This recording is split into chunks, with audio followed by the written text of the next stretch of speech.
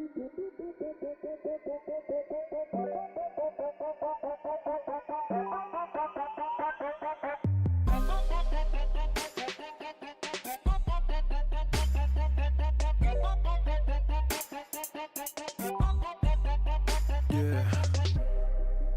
about time that we're going away.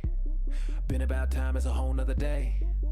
Put the heat on to the Tetons with the neon you can lean on. Never get beat on, hey. But you don't even listen, huh? But you're not even wishing, huh? You just keep on fishing, huh? Wonder where we go, we don't even know, huh? You hit me like a megaton. You hit me like a megaton. You hit me like a megaton. Watch it on the jumbotron. Hit me like a megaton. Watch it on the jumbotron. Hit me like a megaton.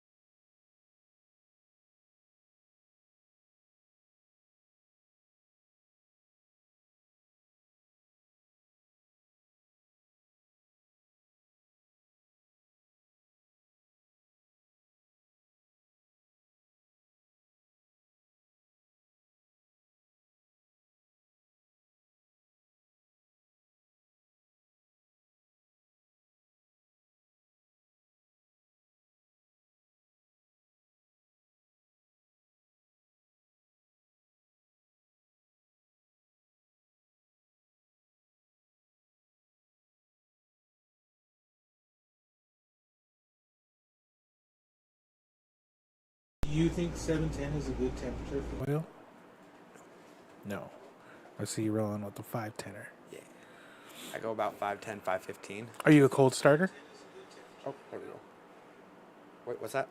Are you a cold starter? So, if I'm using like a nail? Yeah, a regular banger, then yeah, I'll cold start because Flavor? I can control the flavor and I don't burn off the terpenes. Yeah. Hey, my headset got lost. My headset got lost. But otherwise, yeah. I'll turn this on and it'll heat itself up to 510, and then I'll just run it like that. Yeah. When I first started dabbing, though, like 12, 13 years ago, we were taking like 700 to 1,000 degree dabs. Oh, I wouldn't doubt it. Red hot, fresh baked nails, and oh fuck, bro, scorching your lungs. Oh, back in them days, we used to do knifers. Oh, knife hit. Yeah. Now you know what I'm talking about. There was no low temp and a knife hit. Oh, dude, man. And then on an electric stove. The most scariest shit ever. Ooh, fuck, bro. Hitting it right with a roach or something, that was the best. A roach. If you did it with like a nugget, it didn't have much of a burn. You guys are fucking crazy. But if you did it with like a roach, boom, or a fucking blunt roach, ooh, yeah. Crazy. Dude, that was like the best, man. You could black out from those shits. Fucking, but yeah, and then my brother had an e-nail back then, and we ran it at 710. So that's hot, and like that'll score. If you're taking big dabs, then that's understandable. But if you're just taking a regular size dab, then you just want it low. You got to educate a newer guy. So does the temperature drop when you're putting in a dab? In some of the older e-nails, it does. When you use it, when you put like huge dabs, like 2 grams in there, it dips a tad bit, but not too much. But there's so much in there that you just want to like be able to keep it burning quicker. I feel you there. I don't know. I still do my grams at like 510, 515 though. Man, that's and nuts. I just choke. Dude. I just choke. No. Gram. F that. What's up, Dallas? Dallas says dab time. Oh, I guess it is. So, I brought 2 from Green Stampede. All right, we'll start off. I got either diamonds or I got batter. Well, and they are both Space Center. Space Center is one of the top strains over in Green Stampede. We'll start off diamonds. with this. Yep, diamonds. Best way. Shine bright like a diamond. Ooh, Dallas, you'd be in love with this shit. This shit looks fire. Beautiful diamonds, man. Like, and the great thing about the Green Stampede is they're all grown in Helena. It's all manufactured right there on site.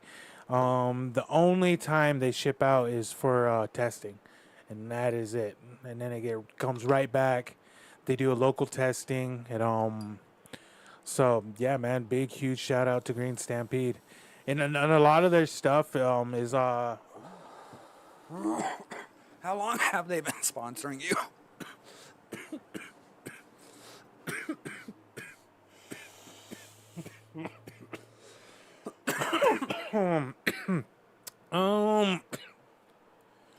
A little over a year now.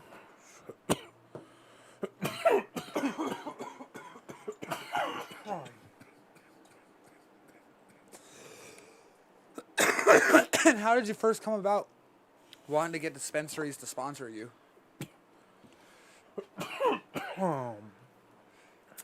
This is gonna sound terrible, but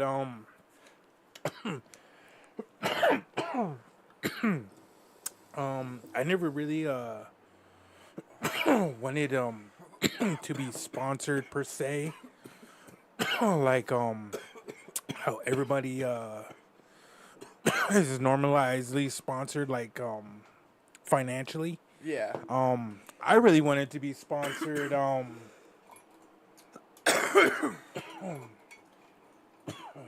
and a lot of people can correct me on this, and they can say I said any different. And if there is anybody that says different, prove me wrong. All my sponsorships, you know, I have a set price. A lot of people can't come up with that set price. Um, some can, some can't.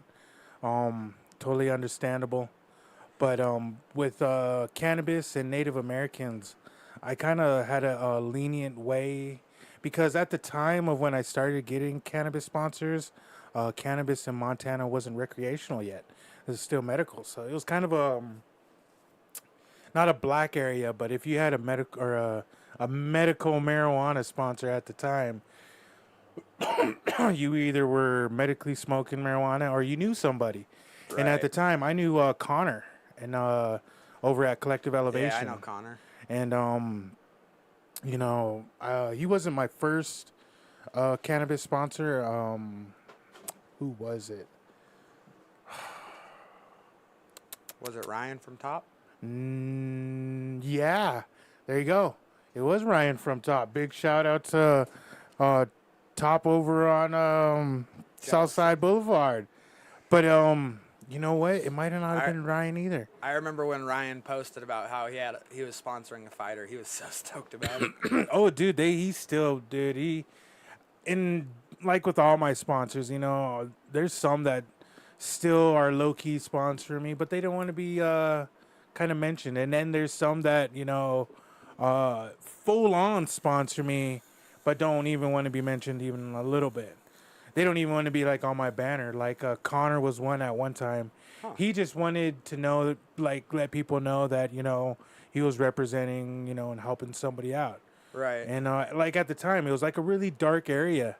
And then when it went full on rec, my first ever cannabis sponsor had to been Bloom, but at the time it wasn't Bloom in Helena, it was the Bloom in Hardin, the Dabbin Cabin at the time, and what was his name?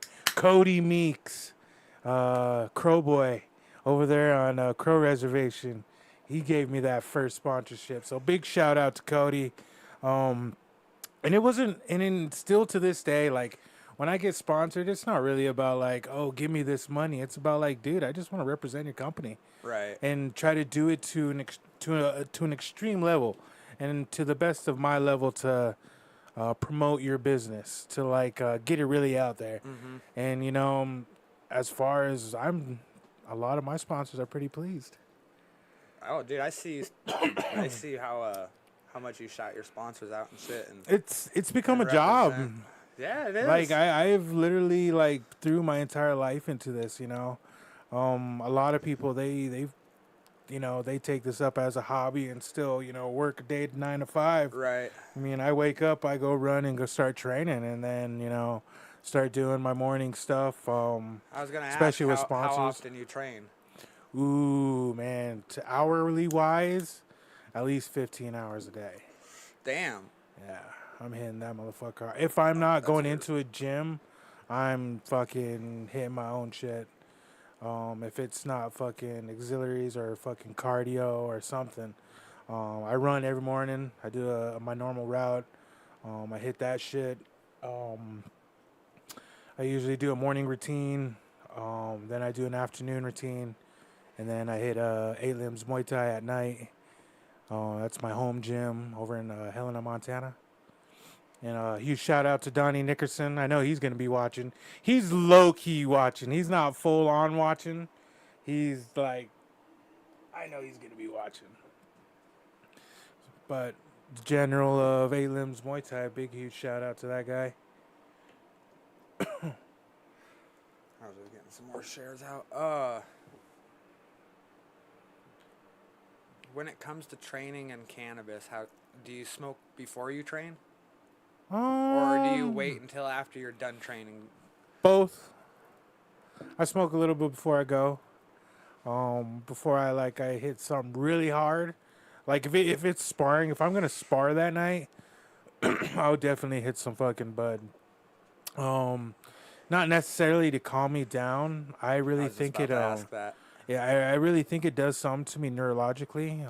Kind of helps with my brain a little bit. Kind of slows your brain down so that you can process everything a little better. No, I think for like almost a recovery, it's like taking ibuprofen before you know you're gonna get hurt. Like long distance runners.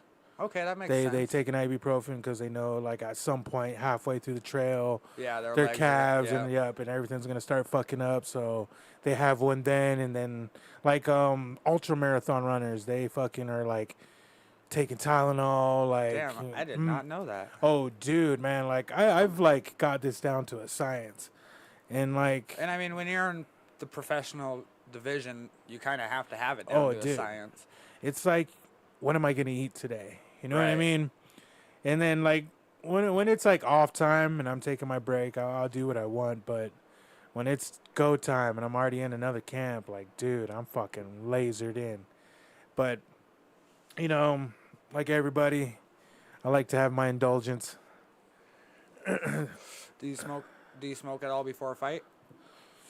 Ooh, man, that one's a hard one to go into because I don't really want to give away my secrets. Right, right. And we don't But gotta go into that if you don't want to. no, I really don't. And it's nothing to do with paranoia or like anxiety. It's to really more deal with I just want to get pissed off. Right. Like I just want to have a bad day. Which is terrible as it's gonna sound. That just made me think of that song. What is that? What is that? Just want to have a bad day or so. Oh, fuck, I can't think. I know, exactly. You know what song I'm talking yeah, about, right? dude, it's playing in my head right now. Oh, I shit yeah. you not, dude.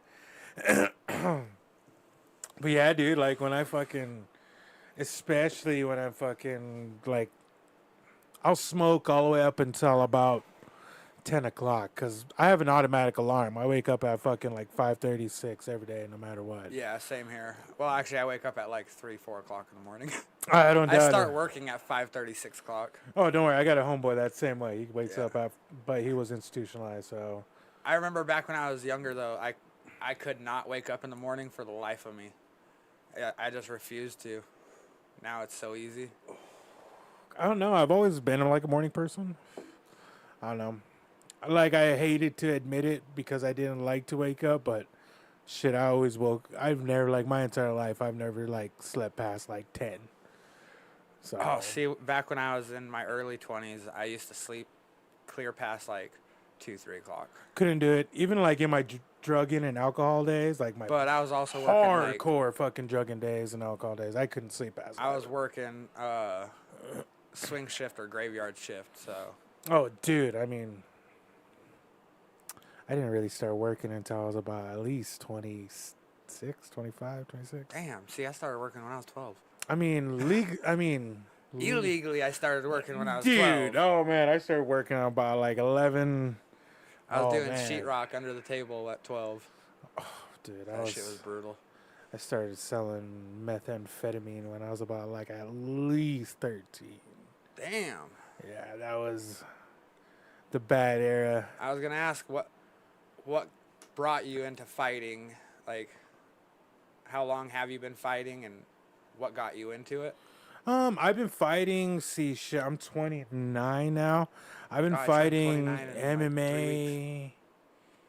Shit, for almost close to 14 years. I Damn. think in about July it'll be 14 years. I've been fighting MMA, What mixed belt martial does that arts. make you? Well, you don't get no magical belt when you're up in those leagues, but like if you are training your gi and you're training, and I mean, like right now I'm a purple belt in jiu-jitsu.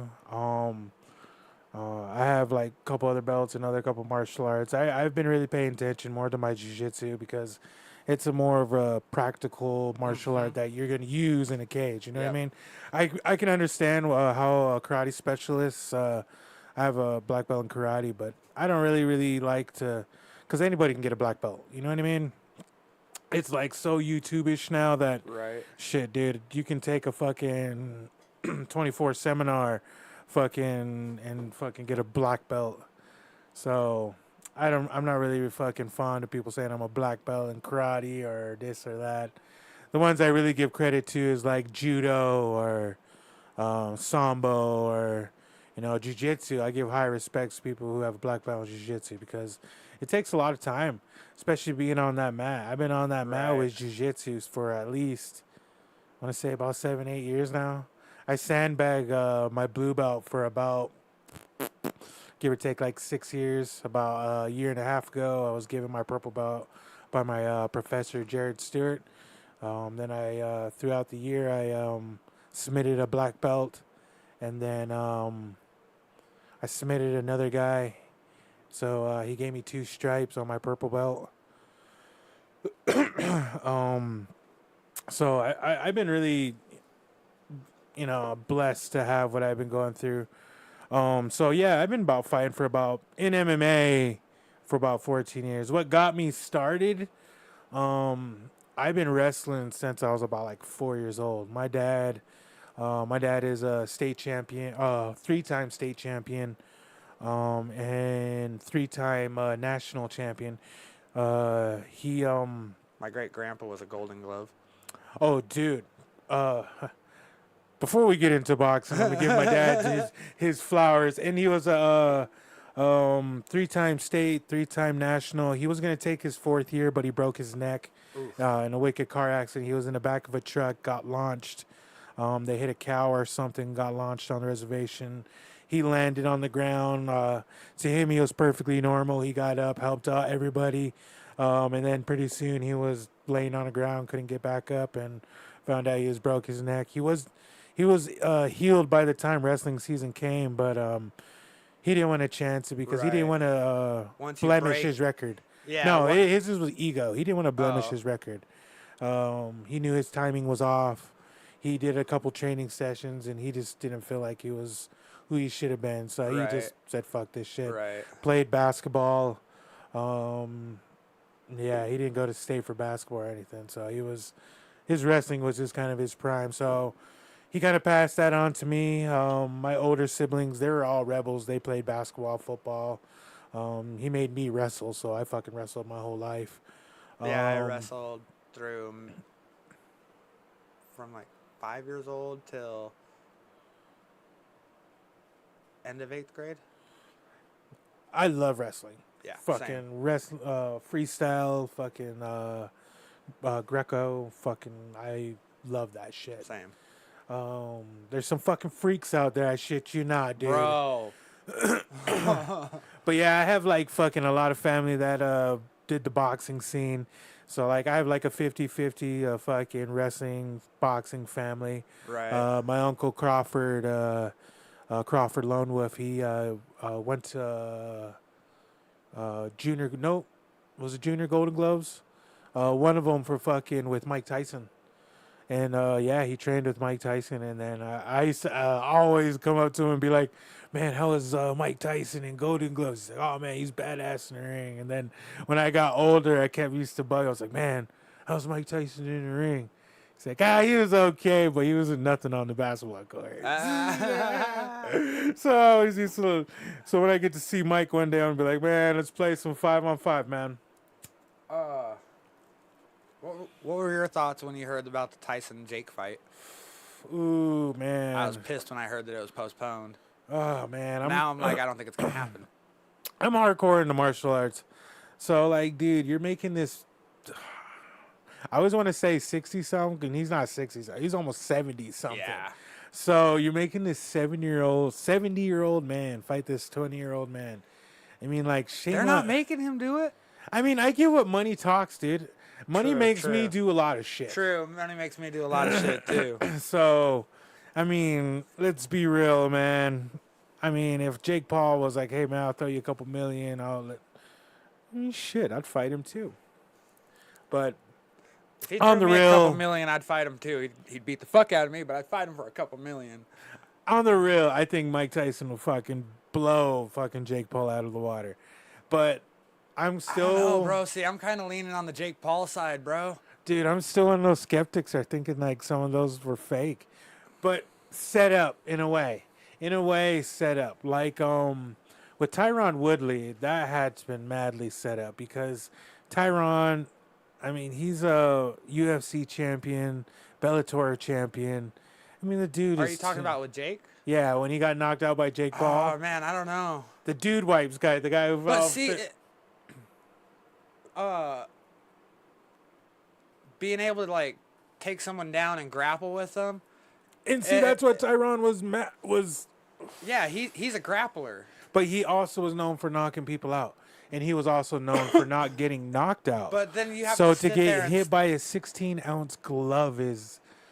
I know, but then you have to stand there and you have to take hits and shit, and you're not able to, like, take him down and do a ground game to recover from the hits. I mean, dude, you don't really need a ground game to recover. I mean, grabbing somebody... But it was a good, clean hit. I give it to him. I seen sweat come off. But you can set up a punch. You know what I mean? You can let somebody hit you. And, you know, there's a lot of people. There's millions of counts of people taking falls. You know what I mean? So, yeah. Hey, if somebody offered somebody $250,000 or a couple million... Cheyenne said it was definitely set up. Yeah. See? Yeah, I'm not left alone. I mean, a multiple world, not like, oh yeah, he won the UFC belt one time and fought Jake Paul.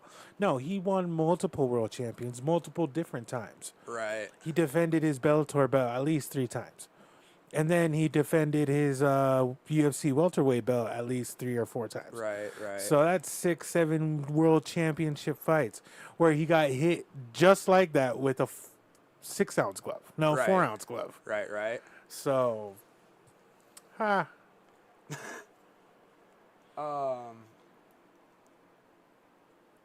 how dare you, Jake Paul, making a fucking 7-year-old man fight? And gonna make you fucking dust you out. Right. How dare you? But if Jake Paul did win, I'm gonna be a skeptic again. I'm gonna be sitting here and saying he was framed. So you're a ground guy when it comes to fighting, right? Me, no. Really? Because you can't tell by your win-loss streak. So on Tapology. So Tapology is very wrong. Really? I think as my amateur record, it says I'm 9-9.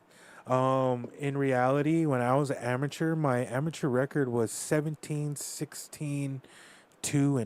I had 17 wins, I had 16 losses, I had 2 draws and That's 1 a lot no of fucking contest. fights, bro. And that was just on what I could remember.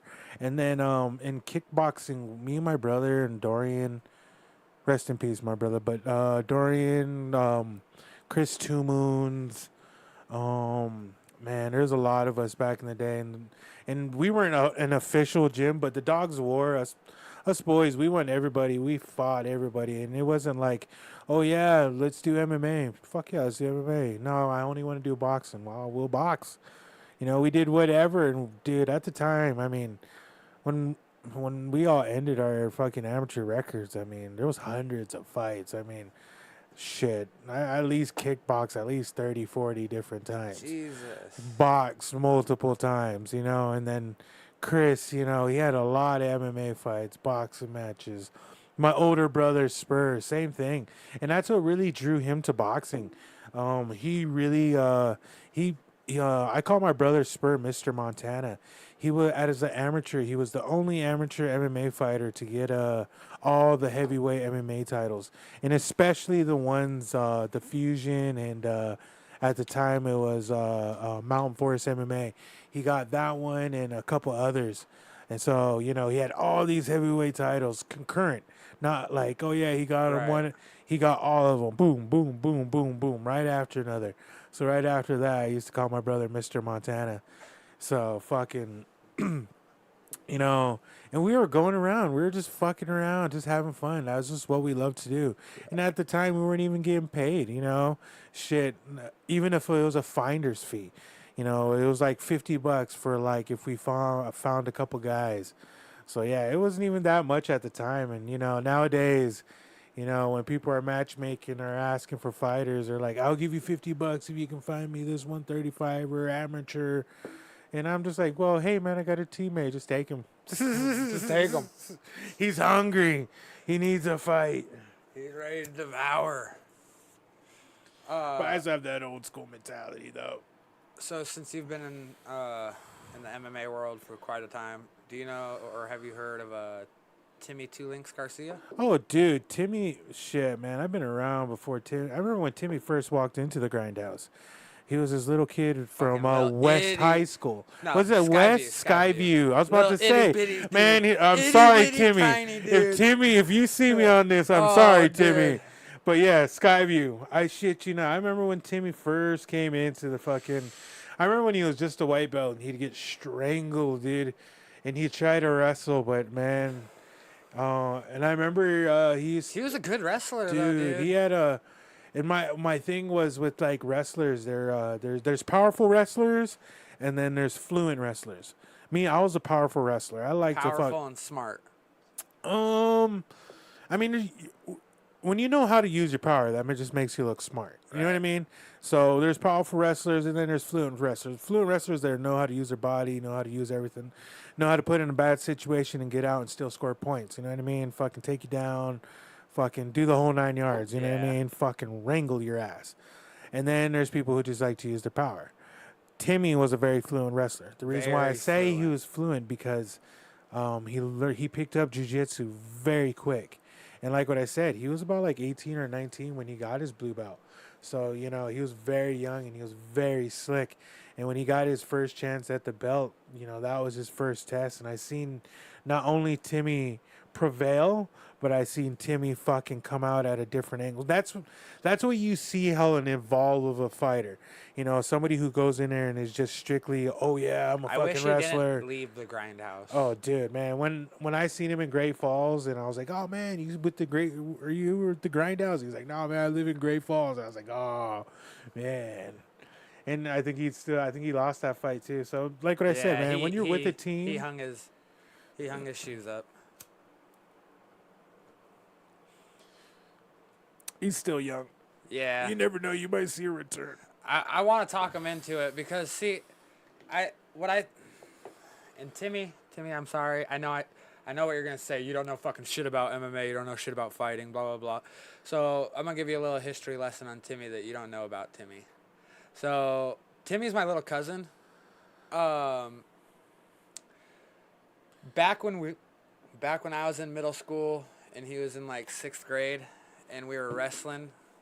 I'd stay at his house all the time. Well, me and him would get in all these like arguments and fights, and we'd end up in these fucking wrestling matches in the living room or outside. And I mean, I outweigh Timmy by 60 pounds ever since we were little all the way up to now. Oh yeah, Timmy's Well, still. no, now I think I'm only off by like 15 pounds. I always No, joke. you're a little bit taller than Timmy. Well, taller, yeah, but weight wise, I'm only 140. He fights at 135. yeah. So I always joked I could cut weight down 5 pounds and fucking sign up and beat the fuck out of you, bro. I don't know shit about MMA though. But I feel like what happened was when he left Grindhouse, he didn't have the guidance anymore, so he wasn't as committed to his training. Because he was a good fighter, dude. That is key to the fucking word point right there. Because that's why I give a huge shout out to Donnie Nickerson and Steve Chai and, you know, my uncle Johnny Aho.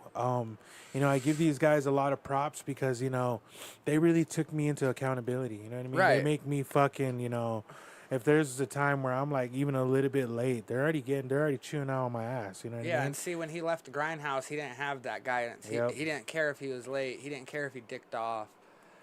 And I mean, he won't tell you that straight up, but I could just see it from the way he acted towards it and shit. And there was a complete change from when he was at Grindhouse and then when he left. I could see it in the way he acted. But on the real though, like there is no other gyms like, and I'm gonna say this with all due respect, because there's a lot of gyms here in Montana. Yeah. And you know, and there's ones that are just like the Grindhouse. You know what I mean? Just like my gym. Right. You know what I mean? We take into accountability of our fighters. You know, you can't make you gotta literally like. It's the group of people who start a gym and that are there that literally make the gym go. Right. Because if it wasn't for Will Grundhauser,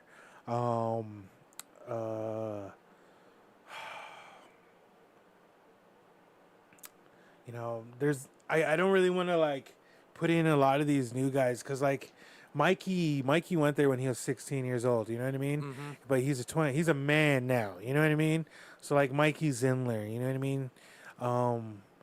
Like Terrell Bracken, and you know, and I mentioned Terrell because I really remember when back in the day before it was even called the Grindhouse, it was called American Fusion, and I remember that. American Fusion was given from Fusion to Will Grundhauser. And when Will took it over, he made an army because not only he had They savages. churn out some fucking They top had level competitors. savages. No, man, not just competitors. Savages. Straight up. Like, Killers. I never missed a single one of Timmy's fights. So when I watched Grindhouse fucking put their competitors up, dude, I was just like, damn, they fucking. And that's that why I shit's went to the savage. gym that I went to because, I went to a couple gyms in Helena and they just weren't producing like how I wanted to produce, because I went to a gym like the Grindhouse. Right. And then when I found Eight Limbs, it was exactly what I was looking for because, we were sparring every night in the Grindhouse. I bet they still do. Yeah. And that's what we do over at Eight Limbs. We spar every fucking night, even on Fridays. We don't fucking train hard on Fridays because we're doing is sparring, but yeah, dude, I fucking love it. But huge shout out to both gyms, Eight Limbs Muay Thai and the G House here in Billings. Eight Limbs Muay Thai in Helena, Montana. Go check them out.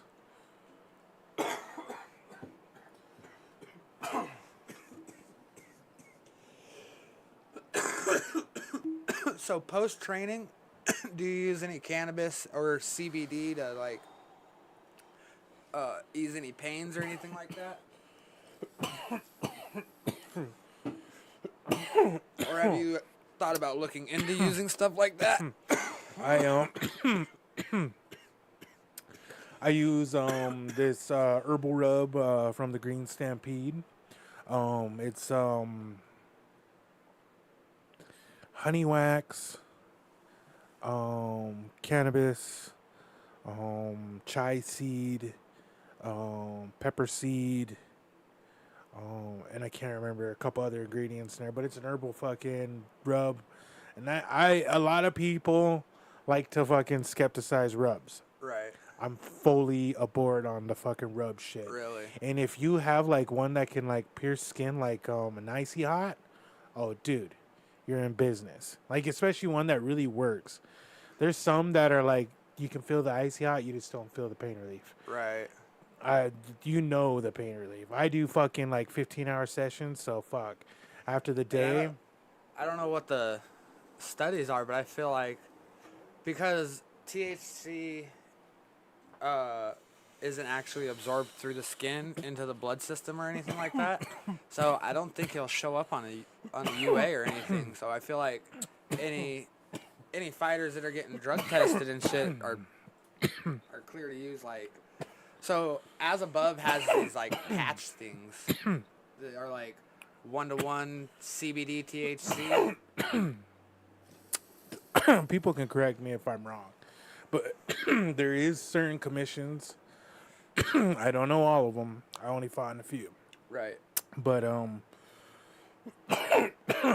if you come from a state that is recreational marijuana, like if you're a resident, you can fucking have cannabis come up in your piss test. But if it's totally banned from the commission, like you can have no schedule, but marijuana has now been decriminalized so much, I think it's been dropped to a Schedule 2 drug. No, they're working on descheduling it to a Schedule 3, or rescheduling it to a Schedule 3 instead of a Schedule 1, which will make it a pharmaceutical. Yeah, that's what I'm saying. So, I mean, I think it's already been looked at it like that in some fucking commission, so... Yeah, and with so many states going recreational and so many already medical, a lot of the commissions are already starting to, like, just... Dude, look at Sean turn a O'Malley. blind eye. Dude, he's a beast. Dude, he's fucking... Dude, he has a couple weed fucking already named after him. I know he's fucking promoting in Cali. Yeah. Dude, and fucking Rise and all whatever he has fucking... I mean, those are just legal games. Right.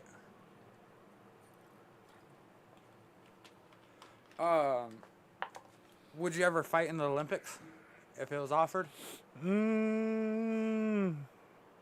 Yes and no. Yes, because I mean, that's been always a childhood dream. I've always watched the Olympics every 4 years, you know what I mean? No, because like what I said, I'm an athlete. You know what I mean? I'm a professional athlete. I look at myself that way. I believe when you go to the Olympics, like I mean, they introduced Muay Thai into this new Olympics this year. So I always thought like people who are trying to do that, got to almost like I know focus their mindset only on that one certain study.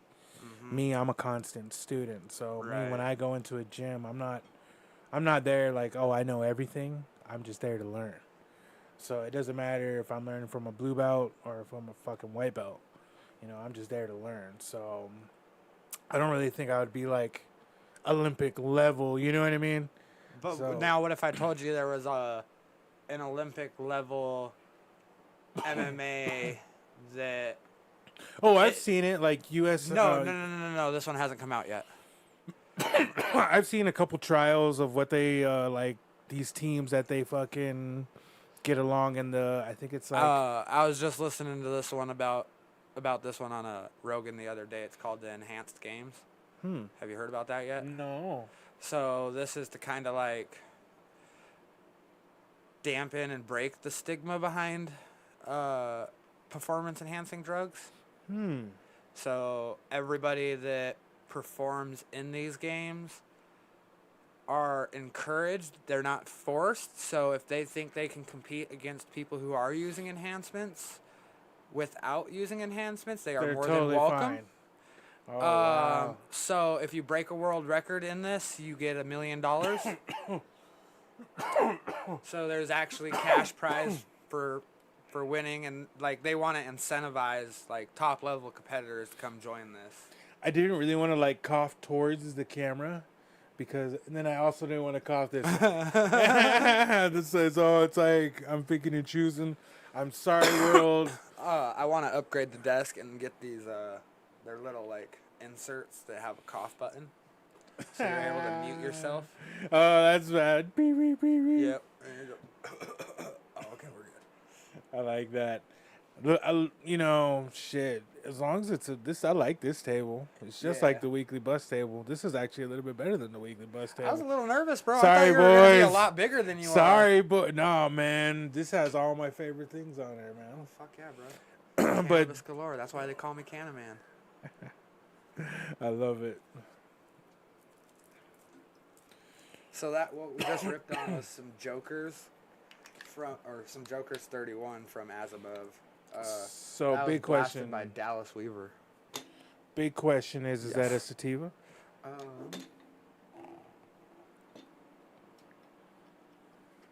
It does not say. I could check real quick though. Oh, this will be the first time I get to see this. You know, I've never ever scanned those. Really? Ever. I've like, oh, it's all right. It's a neat essential. I've just never fucking scanned them. They could be a pain in the ass to scan sometimes. Do you scan them frequently? No, not really. Sometimes. Is it when you have questions about the bud? Yeah. I seen that you had a ganjier around here one time. Yeah. I love ganj. I know It's a not couple scanned, it's really- ganjiers. Now, still trying to get my my best friend's wife to become a ganjier. She'd be a perfect one. Even my wife, she's kind of new to cannabis. That Ganjier program's pretty crazy. Dude, like when so I was in BKFC Canada, and What's that like? oh, so wild. So this guy walks in, and the guy who was gonna corner me, he drove like 9 hours from Dotson, Montana, all the way over to Edmonton, Edmonton, Canada. And he's like, "Hey, I'm bringing my friend. His name's Brad Shields. He's like, if you need any weed, don't worry about it. He's bringing a little bit. He'll smoke with you." It's like, cool.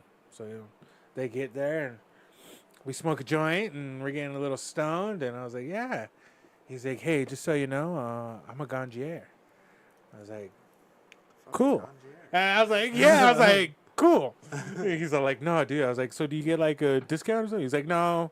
He's like, "Sometimes." He's like, he's like, at the time, he's like, I'm just now getting used to like telling people I'm a ganjier. He's like, I didn't really think it was essential or necessary. But he went to the whole school and the whole one in like California. That's why when that lady was on here, I was really trying to tag him and get him on here because I think he I might. remember you tagging me. Dude, I really think he might have went to like that same school there, like around the same time, because that sounded exactly like that whole story that she said on there sounded exactly the same thing he did, which is really weird. Because then he's all like, "Yeah, dude, he knows his whole thing, man. Like that dude knew his whole thing about weed and how he taught it to people. I mean, dude, that's like just an essential skill, and that's what he brought there. He's like, I'm gonna go get some of this Canadian weed. Weed is so much more than just what people. It's not just this nug in this joint sitting there, dude. Like how Brad Like popped we it sit open. here and just get obliterated on the podcast, but it is medical. Dude, how he opened it, he's like, all right, guys, I'm gonna start my assessment. Like he pulled out his paper, right when he cracked it open. He's like the breeze. He's like, kind of wrote it down. I was like, oh man, this guy's getting professional. You know what I mean? He rolled it out, kind of shook it a little bit. He looked at it, and I was all like, oh man, this guy's getting real. He's like, hey, let's go outside and smoke a joint. He all gave us one. He's like, I'm not trying to be like I'm Mr. Rich or anything, but he's like, I'll take a puff, try it out, tell me what you think. You know, we all got ripped, and my friend Wes don't smoke weed, but you know, we all got stoned there, me and him and his son, and we're all sitting there. He's like, so what do you guys think of that weed? And I was like, oh man, it's pretty stony. He's like, yeah, but he didn't have the taste of the terpenes. And I was like, oh man, this guy's getting real. So I love that whole Ganjier program. Yeah, they smoke weed a whole different way. Like, I mean, they sit there and they'll like swish it around in their mouth. And oh, dude, he was hitting it in all different ways. French inhaling, straight inhale, tasting. I was like, oh man. Yeah, because Teach me later, but give me that. I mean, you can get like really in depth with it when you actually like taste it. Yeah, it's like a glass of wine. People don't actually understand that sometimes. And it's how you roll it and how you prefer to smoke it. You know what I mean? That's and why I like these tips. Everybody's different. Yeah, that's why I like these tips. Because like, oh yeah, hey, this is yours. I rolled this just for you. Oh, that is the last of the triple burger from the Green Stampede. Ooh. It's one of my faves. I just brought all my faves from Green Stampede. You know, like what I said, I'm not really a big dab guy, but if I was gonna go there and get dabs, I love Space Center because they're very high in terps, very clean. You know what I mean? You know, they're no RSO, very high in THC and testing, very high in THCA. I don't really got the papers for these ones, but I know they're above like 80, 90%. So very clean, very great. Love the taste of them. This Joker's was at a 79.44%. So yeah, like 79. I know these are like above 80s 80s and 90s. They're all above 80s and 90s at the Green Stampede. Where'd this? And that's on my boy Art. I don't know if this is on Instagram, but I know my boy Art will fucking totally 100% agree that, you know, all above 80%. You know, there's some that are at 90. There's no 100s or anything like that, but I know there's some at 80s and 90s. I know they're Pink Chem. I can't remember what it's fully named, but I know that one's at 98. So they're very high in testing, very clean tasting. Love every one of them. Shout out to the Green Stampede. Yeah, that blunt was fire. I love blunts, especially like right in the evening. Like I said, man, I didn't like smoke in an hour and a half before I come here. I was like, I'm gonna smoke right when I get there, so I can give it full out instead of like being kind of little rip before coming. So let's talk about a couple of your fights. I was watching one where you submitted a guy with a Kimura. Was that on the episode?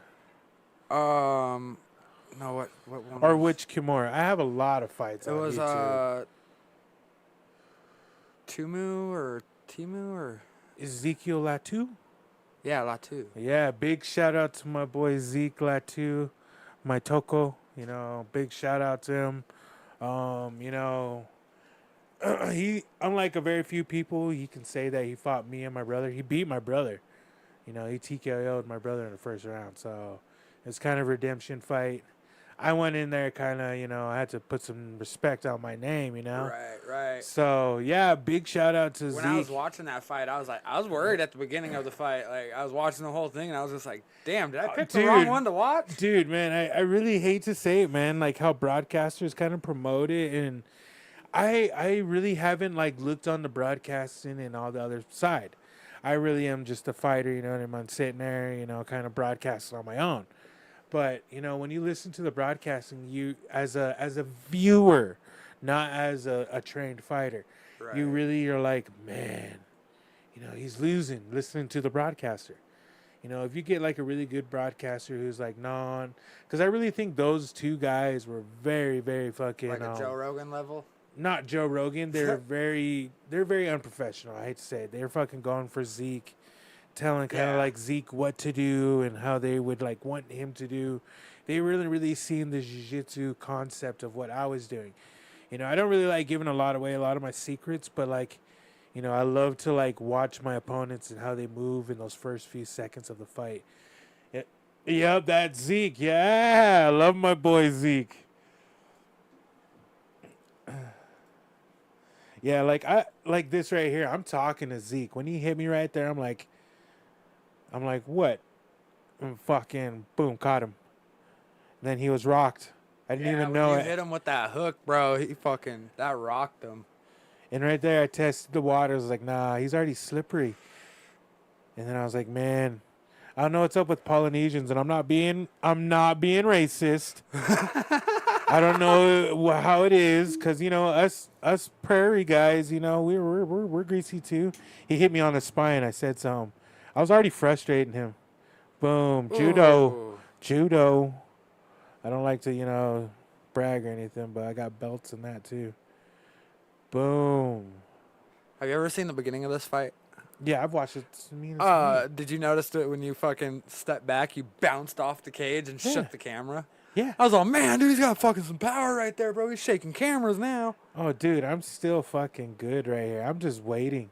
I'm patiently You fucked waiting. his back up with that fucking plant into the oh, no, cage. dude, that's his blood. He's bleeding out of his nose. I caught him with that, I think it was like a right hook. I caught him. Boom. Caught him right on the mouth. It rocked him good. It just shook him. You know, I'm more of like a precision. I do have a lot of power. You can see him bleeding all over you. I'm very picky about my shots. You know, I move a lot. You can see it in my movements. A lot of people like to take me down. I took him down, you know, so because I don't got a takedown on my record, so this was like my first ever takedown, so woohoo to all those people who say I'm not a jiu-jitsu guy, you know, and then they say, oh man, he's just fighting off his back. No, I'm a really good jiu-jitsu guy. You know, here it is. Boom, Yeah, you got almost had him right here. Oh, dude, this right here, I could hear him kind of like screaming a little bit, but it's all movements. It's just for him to move. I just wanted him to move. Right. You know, you bend it a little bit right there. Oh, man, dude, that shit looks so fucking rough. And boom, made a move. That's all really jiu-jitsu is. You're just making him move. Uh-huh. I didn't want him to have his arm back, and then I just wanted him to move forward because I was going to get on top of him like that. I was just waiting, baiting. I was going to put in a choke. You can tell how spent he is, and with him bleeding so much, he's fucking probably not able to breathe right there. Yeah, dude, all through your mouth, especially with the mouth guard in, is very hard. Yeah, especially if you get your nose cracked and you're just bleeding out. And if it's not really molded right, so if it's moving up and down, dude, like, it's hard. Like, you're, like, legit, like, trying to not choke either. You know what I mean? How many times has your nose been broken? 3 times. Does it ever affect your breathing while you're like training or fighting? The first time, no. The second time, yes, because it didn't go broke back, and then the third time it got broke back, so I'm good now. It fucking hurts. Right. And right here, right there, I already had it. It was an arm bar. It was locked in. He's breathing through his mouth. I know he wanted to get out of there. I was hearing everybody booing. You know, I love to showboat a little bit. Right. I hate to say it. That was a pretty insane fight, though.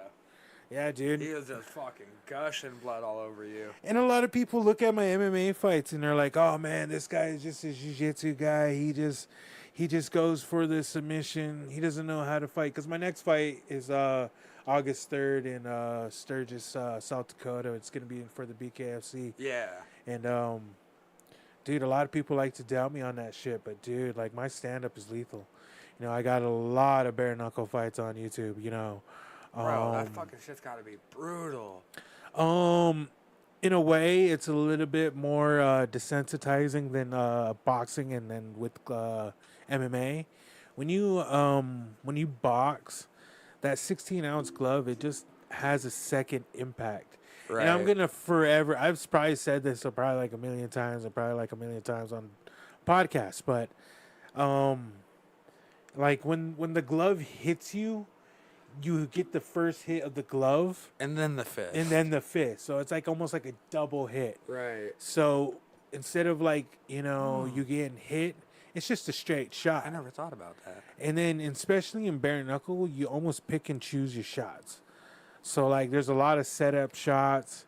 And that's where a lot of people get countered. That's why bare knuckle is very dangerous.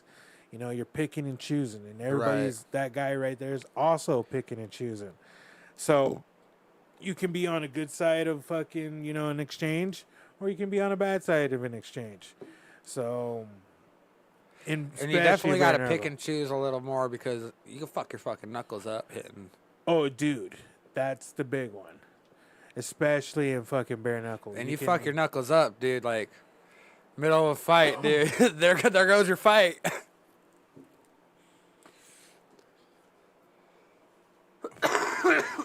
Or get hit in the eye wrong, start getting a blown up eye, and you can't see out of your eye, get doctor stoppage. Mm-hmm. There's all different fucking bad cut. You know, I think the rule is if it's over like a centimeter wide, they call it, or something like that. I can't really remember. Speaking of stoppages, so when you're doing some jiu-jitsu and fighting MMA and all that, how do you feel about like when you guys are like wrapped up down there and not really able to move, but like plotting your move and kind of maneuvering the guy, and then the ref breaks it up and makes you split apart? Best part. Love it. Oh, really? Dude, I'd rather be split up. Dude, when we're down in there, I mean, don't get me wrong. Love jiu-jitsu, love to wrestle. But when, dude, like, I love to fucking bang. That's just my thing. I love to fucking piece it out. Right. I don't like to say his name, but can you bring up my fight with big shout out to Next Gen Entertainment, but it's with Next Gen Entertainment. It's with I fought Oscar Martinez. It's one of my second top fights. And I know there's a big reason why a lot of people look it up, especially when I got into BKSC. So, okay, so now when there's multiple rounds and you're like on the ground, say you're on top and you've got him in like a triangle and you're about to submit him, but then the bell rings and you got to fucking break up. And I'm just glad I survived. Would you rather they let you guys play that out and see where it goes, or get up and then start off normal? Or would you rather because when they break you up, when you come back in, you put them right back in the same move you guys were in, and it's right off from there? I think that's just the name of the game, especially how it evolved. I mean, right now, especially in MMA, you got to start even. You know what I mean? There's 5 minutes. You got 5 minutes to work. If you're not weren't able to complete that in 5 minutes, you agreed upon that in your contract. You know what I mean? So, right. If it was old school days, hell yeah. Go the whole 10 minutes. Watch that shit out. There's a new fight league that's going to be coming out. I can't fucking remember the name of it. Oh, man. Have you ever seen Street Beefs? No, I haven't. Oh, dude. That's old school MMA. They're doing like, I think it's a 30-minute round. You got a whole 30-minute round. And people are wearing shoes. Damn. It's on concrete. Well, It's bare knuckle, This one, they're full on. And if any of the street beef guys see this, your boy wants to get on there. Give me a hit me up on Facebook, on Instagram. Yeah, boom. So this one, they want to do it so when the bell rings, say you have him in a triangle, they're gonna continue it out until either he taps or breaks out. If he breaks out, then that was the end of the round. And then you go back into the same submission? Nope. Oh. They'll start the round standing up. Yeah. I think that's how it should be everywhere. I mean, that's how it's going to be. You know what I mean? Your 5 minutes ends. I like how they'll let it play out. Cause I mean, if you were about to submit them and the bell rings, then it's like, well, fuck, now I got to earn that back again. But if they had just let it play out. Almost like a sudden death, in a way. Almost like a sudden death. I like it. Right. Fuck this dude. Fuck this dude. Yeah, dude, he still says he's 1-0 in bare knuckle. That's just big bullshit.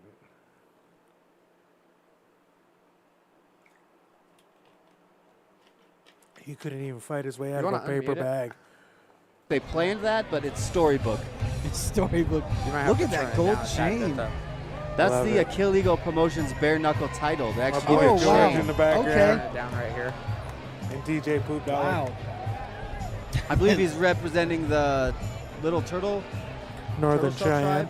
Don't Northern quote Cheyenne. me. I'm not sure what quoting tribe you, that Gabe Bugspeed. Saunders. He's representing the flag. I believe We'll that's fight the one turtle. day. Let's skip If it a I'm little mistaken, forward. I apologize. And then I'm going to say that right to you, Gage, and be like, man, remember when you messed up my name? And my tribe? One pair of shoes. Do you always put your hair back? Yeah, I love when my wife braids it. I'm kind of very spiritual about my hair, so if my wife Right. don't braid it, I try to braid it myself. Right. But I've been braiding my hair for my whole All the life. way from Houston, Texas, Jesus Martinez. Who is that guy? I don't even know what his name was again, man. Fucking clown.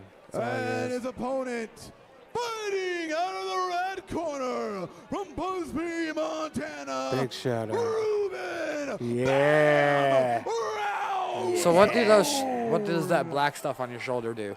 I had a little injury at the time. It's been fully corrected, so yeah, I gentlemen don't use looking tape fired up. anymore. Some serious Damn, you got meat some mugging height going on him. Oh, dude, I'm 6'2". He tried to say he was 6 foot, but I think he's about 5'11". I'm He's a 6'4". tiny guy. You're 6 foot? Yeah, so maybe I am a little bit taller. I don't know. Because, again, I don't have any notes. Ooh, coming out hard. Some jazz, but then straight to the rear hook. I That haven't seems to be really like it's fought gonna a be the small go-to guy in punch a tonight. long time, so I Oh, couldn't like really a adjust push. to him pretty well. And we can have a So second I was like, man, we I can know have, he's going to now try to that we have clinch a with me. two-hand, I thought he was a split it boxer, up. but he's They clinched can more than I clinch thought he was. one-handed. These gentlemen do not like each other. Yeah, man, dude, fuck that dude. This has first round knockout written all over it. Yeah, Two dude, he game tried to say fighters. some shit. He actually hit me in Ooh, that beautiful fucking uppercut. timeout. Catching Just some hard hooks. fucking throwing some blows. This is He was already cut, fantastic. then I caught him right there. Oh, and that right Boom, hand. and then I And, caught him and with no that punches were uppercut. setup punches. They're all straight power punches. Yeah, Reuben and does I not- see some blood. Look at the mean mugging. Yeah, dude, he was There's some blood split coming out pretty already. good. I think it was like a good 2-inch split Oof. all the way across his cheek. Oh my I think it goodness, was that like could be it, but 20 or 30 stitches. Martinez I looks can't like a really gamer. It remember. could continue. Yeah, he's crying. He's like, is it bad? Yeah, it's bad, man. A little You're going- confusion you're here going coming home. from the corner.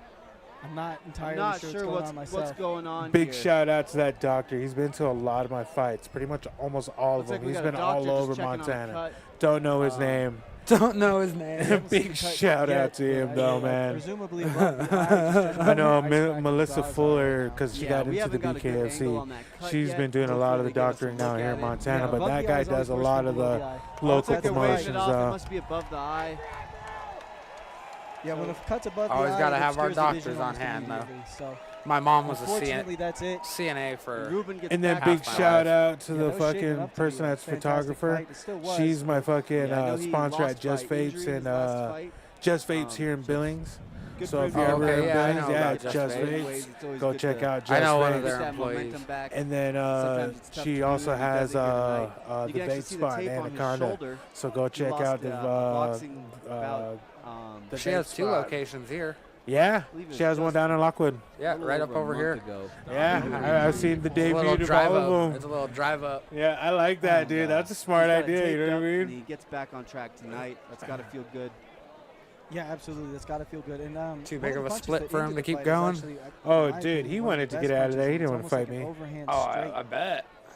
And I wouldn't wanna that's fight what you opens up either, his bro. opponent tonight. And it finds its mark a lot more here in bare knuckle. you Bare know. knuckle and MMA. Your yeah, 'cause winner it's- of bout number 5 with 31 seconds left in round number 1 by Dr. Stoppage. Fighting out of the red corner, Reuben Roundstone. Make it past the second round.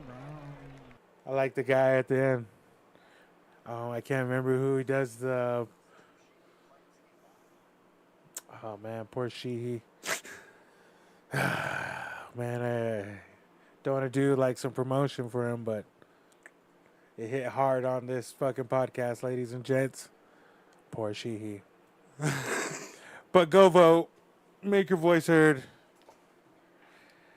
Do not waste your opportunity, because there is some shit asses in the fucking house right now. All right, so before the show, you were talking about how you choked out a black belt. Oh, yeah. I don't like talking about that asshole either, man. I don't even like mentioning his name. But yeah, dude, I think it was about like a year ago in April. Big shout out to Next Gen Entertainment. They put on wild cards. They put on bare knuckle. They put on MMA. They put on all boxing cards. They do an all women's card. They do a lot of cool shit. So they do a demo derby.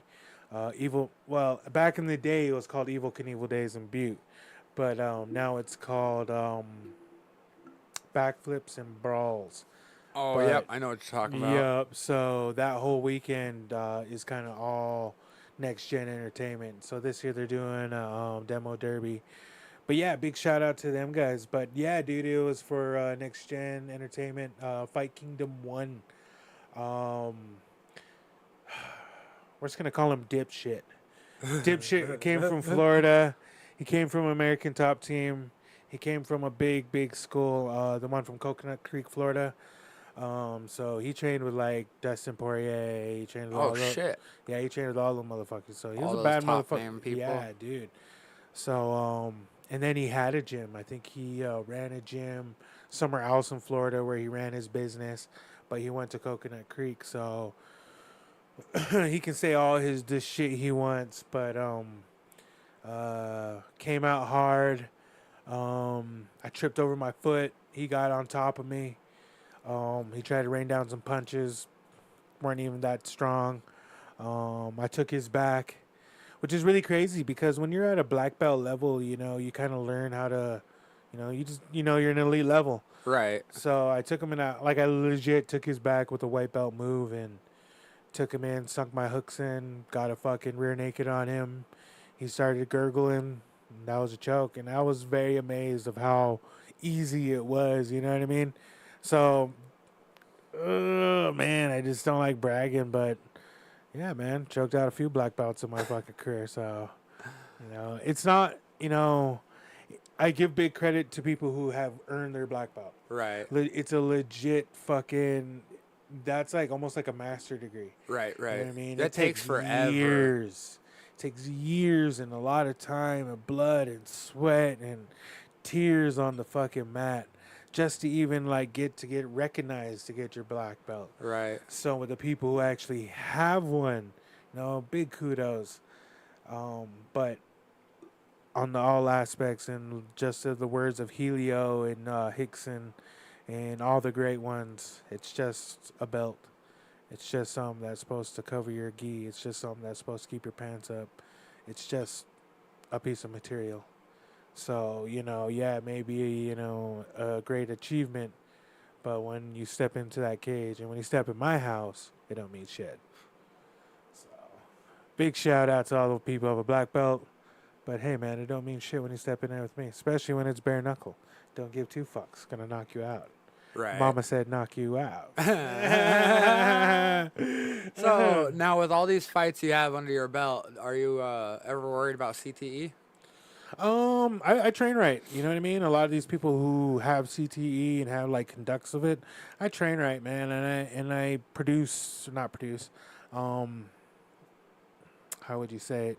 You know, I really take care of myself. That's the big one. You know, I eat right.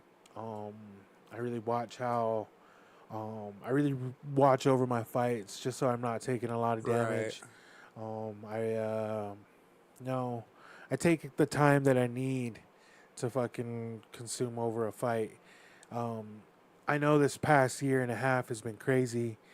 I think in this past year and a half, I fought over 17 times. Damn. So, you know, I was really glad when the BKFC gave me a break in March. When they gave me a 2-month suspension, I was like, all right. So at the time, I was very pissed, but it was very needed.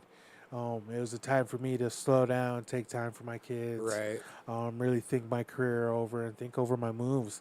I know this past weekend I had a little stumble in my career, but you know, when you have been in the game as long as I've been, you really learn how to pick yourself up from losses. You know what I mean? Yeah.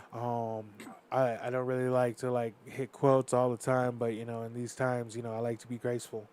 You know, when times I win, I be grateful.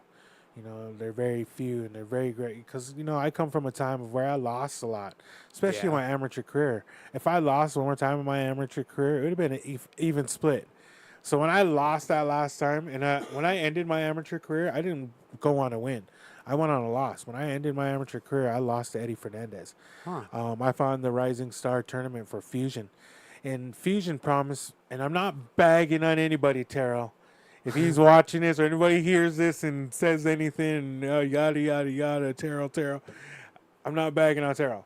A long time ago, when I first fought for the Fusion belt, you know, I was promised that I was going to give a pro opportunity. That's when I was about 18, maybe 19. And then fast forward, I'm 26 years old. COVID had, you know, totally taken out the full opportunities of everybody. Right. I was given a pro opportunity at the beginning of that year. Wasn't able to really do it because COVID kind of really did a weird thing of where people were like really flying a lot of people out to try to fill fighters. And then there's people that were doing like really shady deals of where you come up with 50% of the travel and then, you know, we'll reimburse you when you get here. I wasn't really down for that deal. Didn't really take the opportunity when it rose. So I still had an amateur career. So this is what's really weird. This is when Fusion just now started going under the Wyoming Athletic Commission. Um, this is gonna be because it's gonna make me sound fucked up, but I was already a pro boxer, and when you go anything in pro in any sport, you're considered a pro in everything. Then I took they say semi-pro back in the day before Wyoming Athletic Commission came in. Back in the day, I took a couple semi-pro matches with some pros. So they say semi-pro because they think that you're going into the pros but still having an amateur record and still can fight an amateur. Because at the time, you know, I had some titles, so we were kind of in a stand-up of like if I'm going to go pro or not. So we took the opportunity of, you know, staying amateur. I fought in the Rising Star tournament with Fusion. That was kind of a really, I don't want to say shady deal, but the whole aspect of the whole Rising Star tournament is, you know what, we're going to do this one. This is Space Center batter. You did the diamonds first. This is the batter. And you know what? Whatever you take, you can have the rest or you can take the whole damn thing. It's totally up to you. But, yeah, at those times, you know, Fusion was kind of, they let me do the Rising Star tournament. It was a 3-fight tournament, all MMA, all different occasions. You fought 3 times to fight for the belt. If you won the belt, they gave you a pro contract, or they gave you another fight. I don't know how some of those other guys fought other guys. I would have just took the pro contract, and that's all really what I was fighting for, to be honest. I beat 2 guys. I got into the finals with Eddie Fernandez. We all know how that story ended. Eddie beat me. I didn't win the belt, but I still wanted to go pro. So I really looked at my opportunities. That's when Wesley Kill Eagle comes into the picture. Well, I shouldn't say he came into the picture. Wesley Kill Eagle and Kill Eagle Promotions have been here. They've been the Havoc on the High Line. And I don't really want to go into that story because that leads into about a good half hour of fucking nothing. Well, I shouldn't really say nothing, but I know we got time, we got viewers, and they're wondering. But yeah, dude, when Wesley came in, and I'll reiterate, Wesley's been around for a long time. But when he did Kill Eagle Promotions, I've been fighting for Kill Eagle Promotions since Kill Eagle Promotions 1.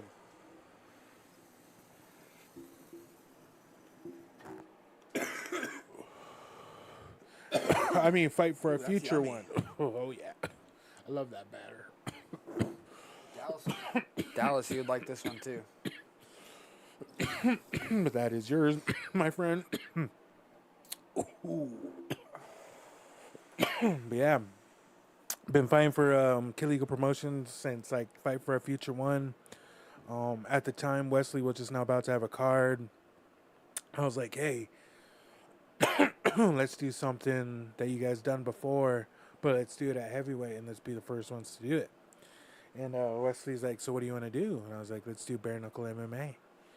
And we'd do it just like pros would, but just bare knuckle. At the time, that's when Game Bred bare knuckle just came out. Right.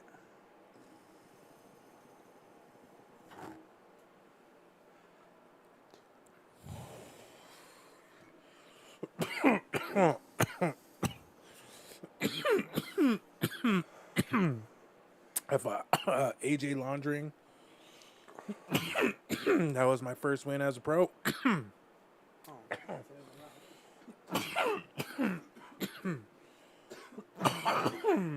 Need a water or anything? Oh, dude, I still got Okay, I was just making sure.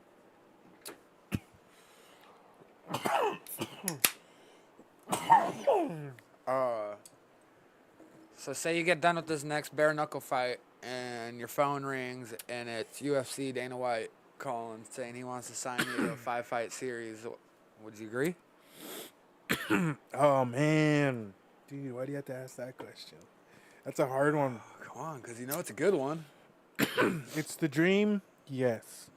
But I've been really working with my my management group. Right. Well, I mean, he had to get your number from somewhere, didn't he? Yeah, but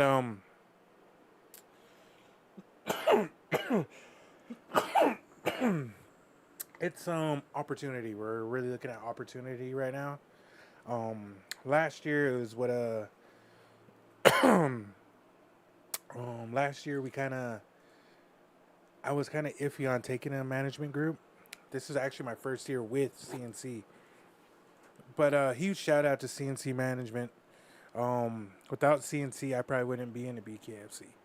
You know, they really opened the door for me. Before the BKFC, I was 7-1. So when you have a record like that, you kind of get tired of fucking fighting local. You know what I mean? Right. You're just like chewing at the bit. Yeah, you need something a little more difficult, a little more high level. Hopefully, this is where. Yeah, sorry, it's a little toasty in here. Oh no, dude. Plus dabs. Oh, dude, it was that dab. Big shout out to Green Stampede. That was dab fucking sweats. amazing. The dab sweats. What do we got going on? We got music going. Oh, no, that was that's him. me. That was him. My bad. You're good.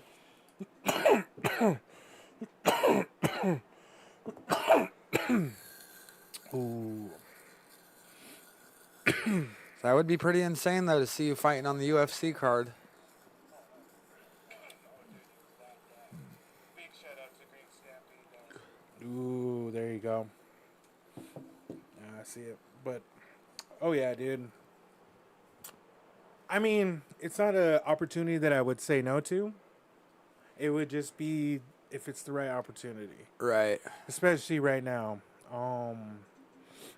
We're kind of more focused on BKFC, and I'm not trying to put no. Well, I cloud mean, on. BKFC is pretty getting pretty big too. Oh yeah, dude. I've been seeing that It's a a lot. world stage, and Yeah. especially where we're fighting right now. They said max capacity is 10,000, and they're Is that the most you've fought in front of before? Oh yeah. The Maverick Center, I think their ticket sales were at like 79. It just didn't feel like 79. You know what I mean? But like, 7,900. That's a lot of fucking people, dude. but fucking BKFC and the Buffalo Chip's small. If you never seen a Buffalo Chip in South Dakota, dude, it is tiny. If they're fitting 10,000 fucking people in there and there's a lot of eyeballs on me, I mean, dude, I just can't wait to perform, dude. As a lot of people don't like it, dude, I love to fucking rise to the occasion. This is gonna be fucking legit. Where I'm gonna show this guy's end and my beginning. This is where my fucking career like legit takes that next leap. Do you feel like having the crowd there kind of like juices you up, boosts you a little? I'm an entertainer. Right. I mean, a lot of people like to watch me because, dude, they just love that. They know I bring a show. They know I bring a fight. They know I'm fucking Right. there every fucking step of the fucking fight. It's not that they're just coming there to see a fucking, oh, he comes there and he strategize. Nah, dude, I go out there. I'm fucking there to fight, dude. I'm there to scrap. And if you want to go to the ground, You dude. can tell that in the 2 fights we just watched. Oh, dude, I love to fucking fight. There's a difference between me on the podcast talking on microphones and when they're like, dude, let's fucking throw down. And, dude, when I throw punches and one hits you, it hits you, dude. And if it's not going to lay you out, dude, it's going to split you open. Right. I've been like, dude, all 7 of the people that fell on me on fucking bare knuckle, they either went to sleep or they fucking got split the wide open. Right. Not like a little cut, dude. Like if I nick you, I'm fucking you up. Right. And the 2 people that got me, well, they all both know that I fucking went the distance and can fucking fight.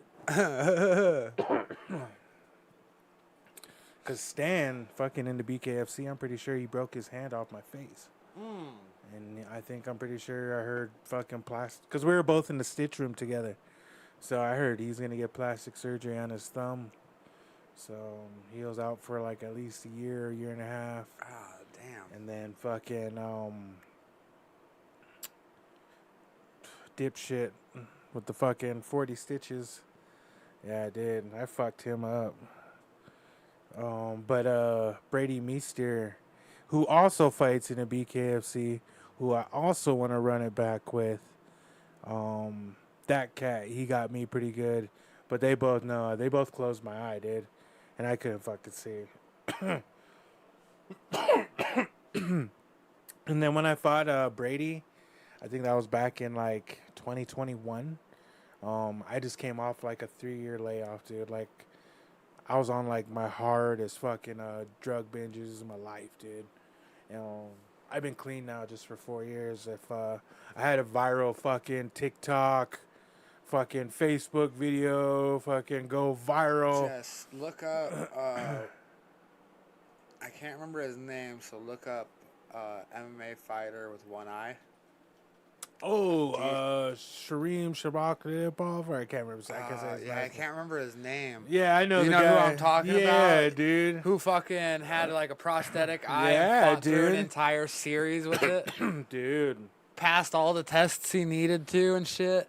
Dude, if you're fucking that dude who has one eye and can now fight in that level, you're a dangerous motherfucker. Bro, dude, this fool is fucking so dangerous. Dude, his takedowns were crazy.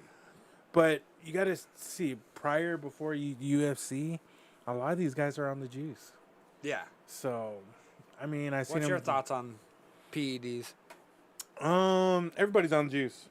Yeah. Yeah, At least at one point. Some one way or another, some people are on the juice. And me personally, I'm not really a big fan of it. If you can't tell right there, excuse me, I'm a big fat motherfucker. I'm fucking huge, dude, and I'm a natty motherfucker, but I fuck you up with these 2 hands. What is my biggest hero is fucking Big Crunchy Roy Nelson. Michael Bisping. Oh yeah, fucking Michael Bisping. It's that fucking motherfucker right there. The Magomedov. Yeah. Sharad Magomedov.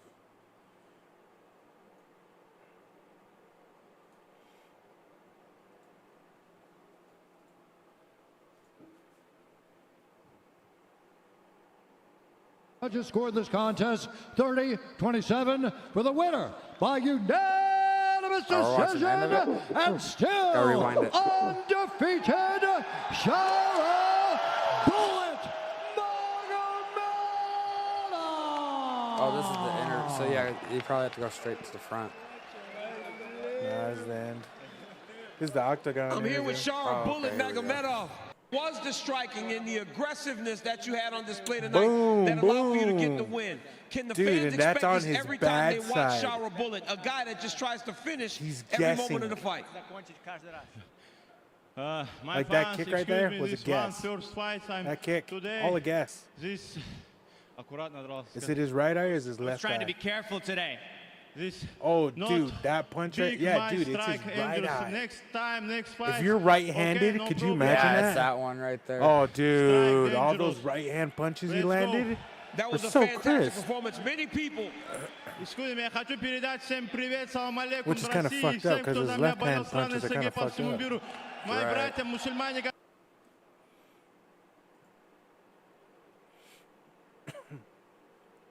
Yeah, what that guy said. Yeah, what that guy said. Whatever he said. Big shout out to those guys. That guy could fucking rock my world. Oh, dude, I thought his left side was fucked up, dude. He was landing his right punches pretty good, Fuck yeah, he's Oh, really dude. good for only having one eye. dude. They're all guesses, Yeah, dude. He has a pretty good guess. that shit's just insane. So now you were talking about how you were working on starting a podcast. Oh, dude. Yeah, I'm gonna put you on that blast like that. Oh, I'm gonna put you on that man. blast. I said it one time on I can't remember what the jiu-jitsu one was called, but I think that just now aired. But yeah, dude, me and my boy George, me and my George Coop, we're gonna start a podcast called the Fry Bread Chronicles. We're gonna cover everything from the trailer to the teepee. We're just good people talking to good people. Hey, that sounds like a pretty good one. And I don't want to give too much away, but it's coming out pretty soon on Spotify, on YouTube. We're still working out the kinks to get it on Facebook and on Instagram. I'm fairly new to the social media game. Right. I just now posted that I had Instagram. Apparently, it's very important, in the weekly. Instagram, yes. Twitter, it's a toxic waste hole. In Facebook, I fucking can't Facebook, fucking stand. dude, man, they're in the BKFC world, and especially of how they're promoting yourself. Right. You got to promote yourself in every aspect. Yeah. So if it's especially in the BKFC, they fucking ask for your Instagram handle, Facebook handle. They want to just promote the shit out of you Yeah. and see what your following is. So they really fucking see what your following is. So when I was in Canada, they didn't introduce me to the Archbishop of Canada. They introduced me to Instagram moguls and people who are really high in followers. Yeah, dude, these guys who had a YouTube channel. Yeah, they introduced me to fucking people who were way off, other than fucking just the simps. Right. That should be interesting. Dude, man, in BKFC Canada was wild. And the reason why I'm saying it was wild is because that was the first time I've ever had a professional experience like that. I'm used to fighting in Montana. Right. The only place I could really qualify it to, because dude, I've been fighting other than King of the Cage and other shit like that, I've been really fighting for low grade fucking, and I don't want to call them low grade, local regional Right. leagues. They weren't and I don't want to give them a lot of props, but they're very professional. Fierce Fighting Championship, the guy where I Kimura him, that guy, Yeah. that whole league, very professional. They really looked after their fighters. They paid me right when I was walking out of the cage. Dude, I didn't even get 10 feet to the door. I seen the promoter with a piece of paper. He shook my hand, gave me the piece of paper, and there was my check. Boom, crisp. And then I was in Salt Lake City, so I was able to cash it right then and there, especially in a big town like that. So, big shout out to Fierce Fighting Championship. Love those guys. Sounds like a good champion. How many titles have you won altogether in your career? Ooh, Good. That's a good. Too one, many. Huh? Too many. as a pro, I have 3 right now. I don't really like going off of titles. It's just a piece of fucking leather, Right. metal. What really defines a fighter to me is the guy who showed up, the guy who was on weight, the guy who came to bang, and the guy who really outclassed another person. Right. You know what I mean? There's people who perform, but they're just very unprofessional. You know what I mean? They show the bad side of MMA, and a lot of people don't really see that side because they only see what happens in this little, cage, little ring that happens right there. But when it ends, they don't see the fucking dark side. Right. I just now had the shadiest fucking shit happen to me, I was promised by a promoter that was going to give a certain amount of money, and I don't even want to talk about him, but I just really wanted to get it out there so it wouldn't happen to somebody else. Right. You know what I mean? But yeah, dude, he fucking promised me one number and gave me another number, but it wasn't even that. That's not even what got to me. It was that it was paid from out of my opponent's pocket. So, like, literally my opponent paid me to fight him. And, yeah, dude, it was a whole weird altercation. I really warned a lot of people about not fighting for those people. So, dude, it was a weird altercation. So Yeah, that sounds super, super weird. And yeah, fishy. it was super sketchy. And I stuck my neck out there for him, but never doing it again. Sticking with the more professional guys. That's why I like BKFC. Very highly professional, you know what I mean? I've been into promotions where, the guy who's promoting the business is actually the coach of the guy who you're fighting a title for, and none of them like you know what I mean? Right. You're literally walking into a dogfight, you know what I mean? Yeah. And if you win that title, you're literally going to try to fight your way out of that building, you know what I mean? Right. So a lot of sketchy shit back in them days. And Try another shit one of these still called nowadays. Gastronaut. This one's coming in at 74.65% THC with a 4.53 terpene. But it's called Gastronaut. Smell that.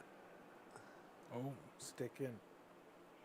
So when it comes to that like batter? weight, yeah. Yeah, batter. The other one was just says concentrate. I wonder why it just says oh, it just says wax. So when it comes to weight, how much are you willing to cut or go up when you're deciding what I for fight a at fight? heavyweight. I fight at the heaviest Right. level of the whole thing. So weight don't matter to me, dude. If you're 300 pounds, I'll fucking knock you the fuck out. What are you weighing at? Oh, dude, for this fight, I'm going to come in pretty heavy. Right now, I'm at like 260. What are you gonna fight in? What are you aiming for on this fight? Probably going to weigh into the max, probably like around 265, 270. I'm not really trying to fucking like hardcore bulk, but I'm going to get a little bit bigger. Right. I mean, if you over bulk, then you kind of slow yourself down because. Well, What's these are your only 2 typical minute rounds. fighting weight? What's your typical fighting weight? I come in at I fight at, so let's get from the start. I used to walk in and cut a lot of weight to get to 265, and this is just when I started pro. Didn't really like how I was doing that, so I kind of like started looking at my health. Started watching what I was doing. Now I'm here. I'm starting to walk in at 260, 255. I weighed in at my last fight at like 263 or something like that. So I'm walking pretty light, you know what I mean? And I Right. ate that day, fucking was feeling light, was feeling great. So I'm feeling better. I think the big reason why I want to be at 265 or 260 some 270 ish. They put a big old weight restriction, and I'm really thinking my opponent's gonna cut. So, because the usual weight limit for fucking BKFC was 300, but they put a weight on ours at 274. So we're gonna see what this guy comes in at. So I'm gonna come in right around that limit of 270. So he got a big problem, and a lot of people are talking a lot of mad shit on me on this fight because, you know, I get that Josh Watson is 2-1 in the BKFC. Doesn't bother me one bit. You know what I mean? I'm 7-2 in bare knuckle. You know what I mean? Right. I get my About to fuck last him up. losses in the BKFC, but About to fuck him up though, right? All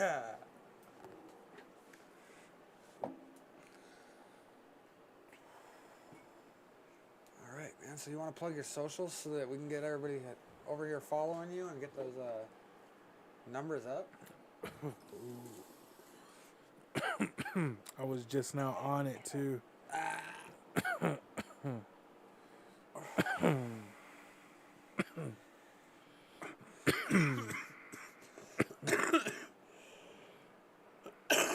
What's your typical diet consist of? Like, what do you eat on a regular basis? Well, kind of. My wife, me and my wife have been really getting hard on keto. Yeah. Since she got pregnant, kind of been introducing carbs again, especially before my fights. Kind of been treating a fight like a long distance marathon. Yeah. Been really hitting my cardio hard in my next couple fights. Cardio is definitely always good. You got your Facebook page right here. You got Reuben Roundstone. Bam. Oh no, that's my old one. Oh, his old one. Slacking. I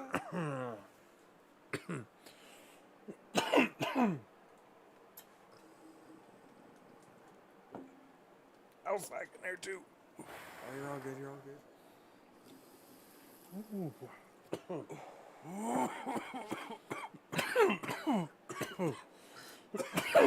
There's your boy. That's a dope ass picture. That was my banner in the KFC.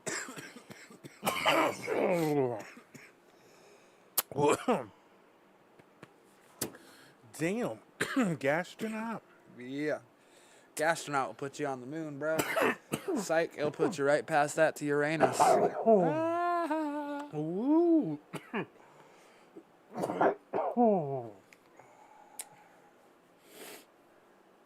Ooh. All right, and then what was your Instagram? You said you had Instagram? At Bam Roundstone. At Bam Roundstone? Oh, you guys got an Instagram? Yeah, we do. Oh, no shit. See, that's what I'd be hardcore slacking in. I just now got an Instagram. See, I think I got like 8 followers. right when I create something, I always create a Facebook, Instagram, Twitter, all the whole 9 yards for it. It just gets hard trying to manage all of them. Is Dallas the one who makes those? Yeah.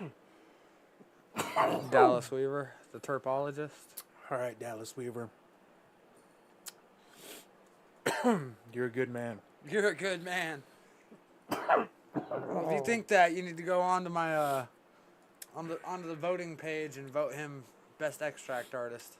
You won my vote.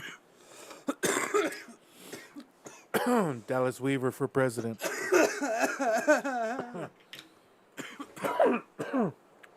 Oh man. Oh, dude.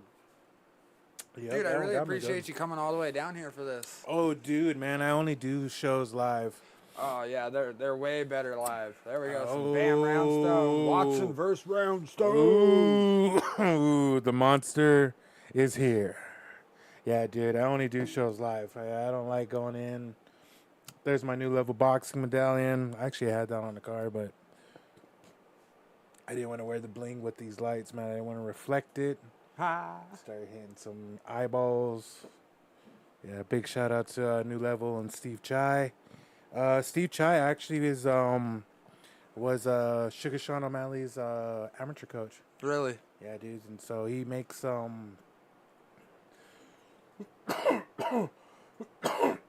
bet it's gotta feel good to churn out a top level competitor like that. Oh, dude, like, he doesn't brag.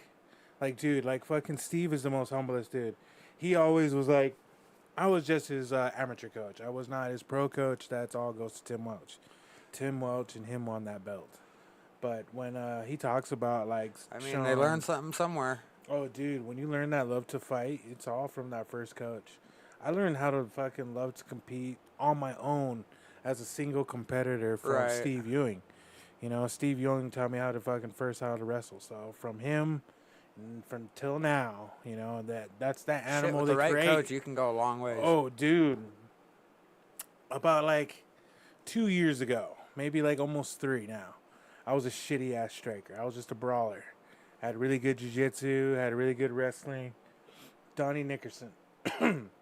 Dude fucking said, like, just gave me to it real. He's like, dude, you're a shitty ass striker. He's like, you need to fucking Sometimes fix you your shit gotta out. get it real. Dude, I didn't know I didn't have a kick game. He fixed my kicks. Didn't know I had a fucking knee game. Dude, nobody wants to get hit by my knees now. Right. My last fight with Dallas Sluter, he fucking went down with one knee. Big ups to Dallas Sluter. I know he runs Craft BB here in Billings, and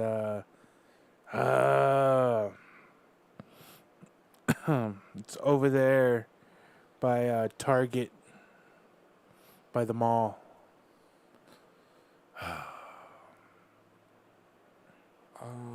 It's a little bar. Chili's? No. No, it's not Chili's. Peppers. Peppers. Big shout out to Peppers and I Craft knew it. I B&B. knew it involved something red and hot. I was gonna say Chili's Peppers. too, but you know what? That's 100% right. It's funny that we both thought Chili's. I was about to say Chili's too. So close, so similar. Oh, dude, man, One's Dallas longer Weaver. than the other. That's what she said. Dallas Weaver, you are the man, dude. That gastronaut and that Joker, whatever it is. Yeah, Jokers and Gastronauts. They those are cannot fire. be, dude. They cannot Fire. be, dude. They cannot be 70%. Those are hitting different. Oh yeah, bro. He makes super fire. But that's what I noticed with a lot of here in Billings. Like, the testing in Helena is very weird and different. Like, it looks Really? very high. And then when I come down here, I see very low testing weed, and it's very good. But the crazy thing is like, in Billings. Well, see, it's because a lot of our okay, so I'm not gonna. It's a speculation. They focus more on a higher terpene versus a higher THC. Because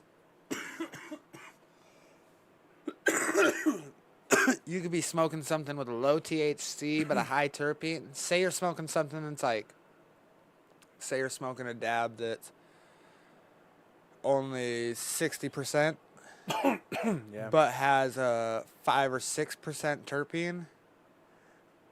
And it's the terpenes that like hit you right, Oh, dude. that like favor your body.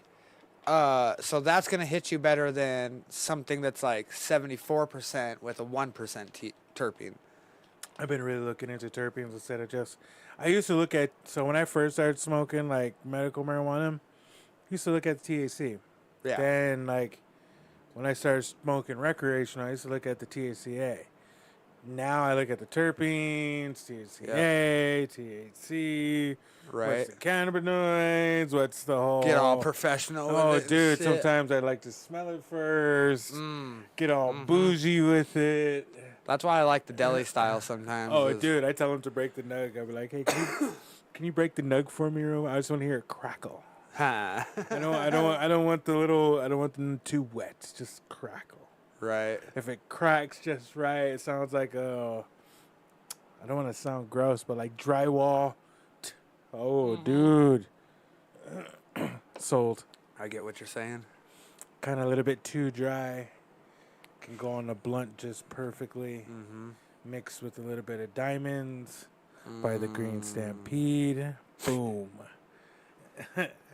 I came down here to promote the All right, bro. shit You do out a of really him, good job dude. at promoting too. Oh, dude, man. I don't want to, like, put myself on either pedestal that he holds, but I can do, like, a good, can't remember Mike Tyson's, Tom King? No, that's Old Cheyenne.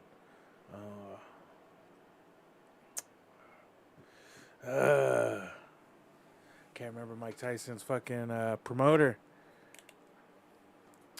But yeah, that guy, I can promote the shit out of everything, though. That's my biggest focus, is to promote. Yeah. Especially if you're gonna sponsor me and you want to put my name on your brand, dude, I'm gonna promote the shit out of your brand. Well, the better at promoting you are, the more people that will want to sponsor you, or the bigger the name of people will want to sponsor dude. you. More the merrier. I'm creating an army. Oh yeah, Don King. Don King, boom. I don't want to put myself on both those pedestals of being a bad guy or the good guy, but because I'm either or, I'm in the middle. You know, I got right with God, but I know the devil's still like, yo, I know you got your spot paid for. Yep, agreed. So, but yeah, man, I love to promote, especially the Green Stampede. They really got behind the Roundstone era. They got behind the whole thing. Big shout out to Rotsa Squatch 406. But yeah, dude, they got really behind of what I was trying to do. You know what I mean? Promotional wise, Right. you know, I just didn't want to be like, how would you call it? Milk carton or cashier side, you know, right. tip jar guy. I just wanted to be promoted to the best of their capability. And, like, you know, the manager of Helena Buds, he actually was the one who's like, yo, dude, you kind of got to think of it like as penny a post. Or, you know, he kind of, like, got me really on the business side. Mm-hmm. And then Tucker here at Tops, he really got me on the business side of it, too. You know, he's like, Yeah. dude, you know, it's how you promote their business. And then when they promote you back, in that civil share. Yeah, when it comes to podcasting, it's X amount per view, not not a set amount per reading or whatever. Or I always see it like how they seen it on YouTube, because like how they see like YouTube views is more than like Facebook views, or and then like how they do it on Spotify.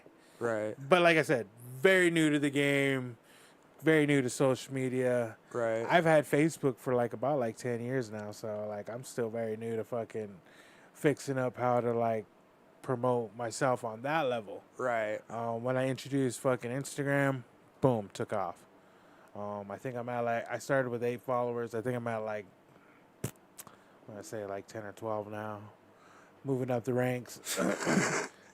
I seen what fucking my opponent had on his, and I was like, damn, that's where I want to be at. How But many did he have? a couple thousand. Damn. Yeah, dude. And he's I struggled to get to 1,000. oh, dude, my next opponent, Josh Watson, I he's struggled to get to 100. he's in the top sometimes. 3. So if I beat him, my name gets in the top 3, at least top 5. We're really fighting for the 500 mark on Moncanna minutes right now. We were at 388 the last time I checked, but you and a couple of your buddies shared the shit out of it, and then I seen a bunch of new followers join, but I haven't checked yet. So here, let me check real quick. Damn, you guys jumped us a whole 10 followers, bro. Holy shit. I don't really Fucking know about appreciate that shit, bro. Don't really know about the follower game. Don't really know about the whole thing. You know, I'm just that simple Indian from Busby, Montana. You know what I mean? Hey. So I always try to be my best to, especially promote. You know, I remember at one time I didn't have one sponsor. And then there was Lammer's Trading Post. You know, they came out of nowhere and were like, hey, you know, I'm going to fight that to the end. He won. What, the But- cat? No, the fucking Oh, I thought there was a cat water attacking me. bottle and shirt and the floor and the gastronaut dab. And, He's all stoned. oh, dude, ripped. Big shout out to Dallas, man. That's dude. what people love about this show is they just get baked the fuck out. Perfect, dude, man. I always wanted a Joe Rogan experience. This hit that fucking exact level. Oh, fuck, bro. I appreciate that shit. Dude, man. Like, I always wanted to get on a fucking... I call it the Canna Man experience because everybody always tries to outsmoke me, and it's just like, guys, I've been smoking like this since I was 14 years old. Dude, man, like, fucking... on the weekly bus, we can only, like, smoke vapes, you know what I mean? The big reason why is because fucking... smoke detectors. It's in, like, a professional building. Right. Windows all open. Yeah, dude. At one time, at the other side, they couldn't smoke at all. It was a fucking non-smoke restricted. Mm-hmm. Right when fucking cannabis went to something in Montana, it fucking changed the game. So, got to smoke in there at least one time. Felt like a high baller. The second time I went in, I didn't smoke at all, though. I was afraid of the smoke detectors. What's your favorite strain? Ooh, I'm very high. Well, so... Yeah, we know you're very high. Very high. Very stuck. But I'm very favor indicas at the moment. I don't know, dude. I don't know if it was age or how my body's adjusted now. But, dude, like, at one time I was very into sativas. Didn't like doing indicas. Yeah. I was very, like, fucking scared to, like, you know, get too stoned out and baked out. Right. Dude, like, when, like, I don't know what it is when you hit, like, 25. But when your anxiety gets weird... Dude, like, my fucking, with indica, it just, like, mellows me out, gets me back to, like, calculating numbers. Dude, I can do better work on indica than I can on sativa. I feel you on that. It kind of slows everything down so you can process things and think a little better. Your brain don't work at this old age. When you're on sativa, I feel like it, like, a little bit energizes me a little bit too more, and I'm like, right, and then your mind's bouncing all over the place. Like, I want to do this. Then I figure too many. Then there's too many fucking undone things. I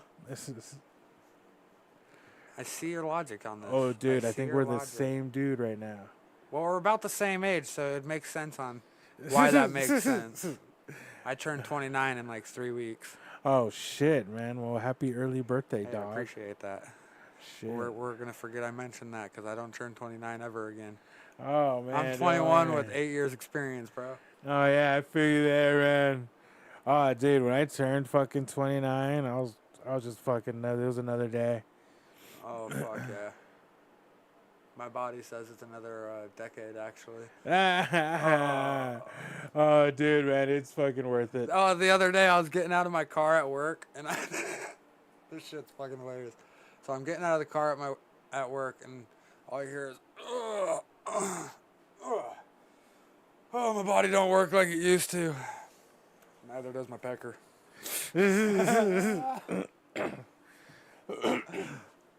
I noticed it in the gym when I fucking started cramping and I needed to start drinking more water. Yeah. I was like, man, when I was a young kid, I didn't need this much water, man. I just needed a fucking Capri Sun fucking ocean now, do you spray. just drink straight water? I see you have like a Propel. Oh, no, dude, this is that Gatorade water. I wanted to really try it. It said it had fucking high electrolytes. I think it's just a brand. That yet. Oh, yeah, dude. I just think it's a brand. But Right. Have you ever tried that Liquid IV? Oh, yeah, dude. I love it. I use it while I'm at work. Other than Liquid IV, I'm really big on Rush Hydro. Rush Hydro is a very brand new supplement that come out. They actually sponsored Fierce Fighting Championship. Very good supplement. It's actually a recipe that was derived from the UFC. So it's what they give their Wait, what's it called? Rush Hydro. Rush Hydro? Big one, dude. Check it out. And then what Bucked Up is selling too. They're fucking does it got that like chalky aftertaste? No, dude. Some Perfect. of those liquid IVs have a pretty chalky aftertaste. I really like the strawberry. I got a strawberry lemonade one now that I'm gonna try. I go to like I shouldn't say 2-to-1. I almost do like a 3-to-1, but like like 3 water. Like fuck, I do a gallon with one of those packets. Oh damn, dude. Yeah, I heavily water it, so I don't really get a chalky taste. Oh, okay, that makes more sense then. Yeah, dude. I do like. I mean, I just Maybe want I my body. do that. Yeah, dude. I just want my body to get the supplements. I'm not like really trying to like water it down. Right. You know what I mean? Or not water it down, but like get the taste of the fucking packet. Right. Maybe I'm I just should there for start doing water. a gallon. I need to start intaking more water during the day. It's getting hotter out and working out in that sun, bro. Fuck, watch me drop dead one day from heat stroke. Dude, that was got me the dab sweats, and I was like, oh man, I only brought 1 bottle of water. Got more? Oh yeah, hit me. We are at halftime at Moncanna Minutes. Wanted to give a huge shout out to the Green Stampede. And so where is Dallas working at? Ideal Naturals. Man, another one I never heard of. It's really crazy because They're like, super fire. They're right over here on Frontage Road. dude, I just now seen Yellowstone Buds right here. Oh, yeah, Blew that place. my mind. Dude, the last He time has a store over in Four Corners, too. Dude, the last time I was here, like cruising on this road, oh, dude, it was been at least about 4 You don't years. even know, bro. So you got Stink Blossom that's right there in that old gas station. That's the last place I've seen here. When That that was was the last it. place? Yep. And then after Okay, that, so- all these new ones, So boom. did you see the building the big brownish building that was built on like the far side of Stink Blossom? No. You'll have to look for it. So it has like a brown roof to it. So that's a Mountain Organics that is about to open.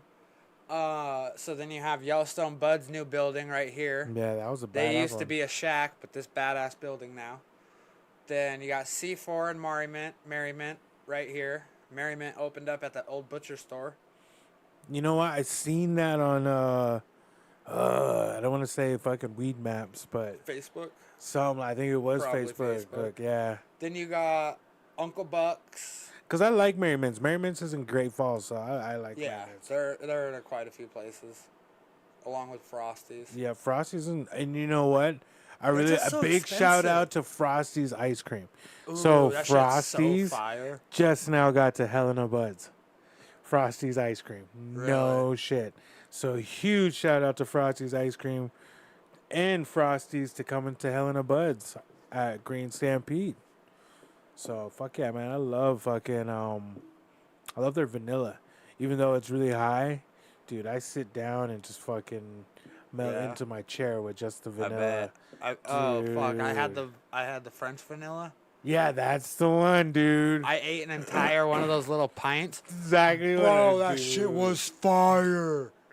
I give big thumbs up. If you're gonna like, Huge thumbs up. I always recommend it. dude, if you're gonna sit down, and like when people are like, oh man, I don't know how to sleep, I don't know, hit a Frosty's fucking French vanilla ice cream. You will not regret that shit. Yeah, dude. and most edibles don't affect me, and I think it was like because I'm like becoming slightly lactose intolerant or some shit.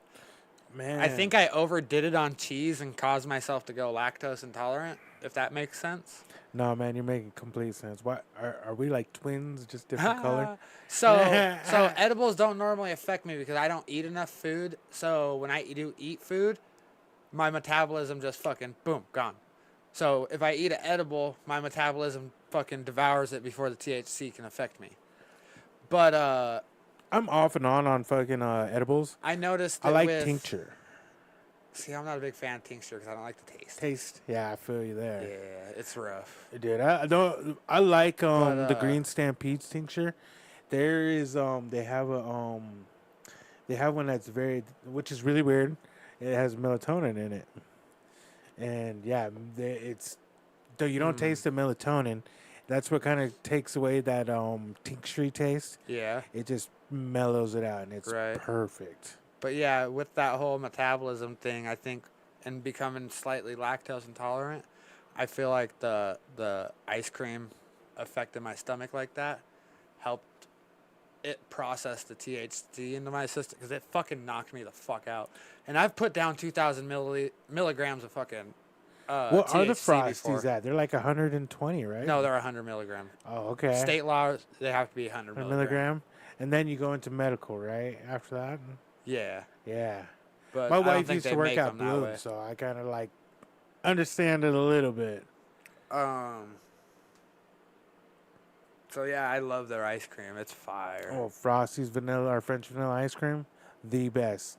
And if you're kind of like on the easy side, I like the chocolate too. I've tried the both. chocolate. They're both fire. Really? I think they're like at an 80 or 75 or something. Still perfect, dude. I think I tried a sample of like their peppermint one during the holidays. Montana Kush does a chocolate brownie or bite or whatever.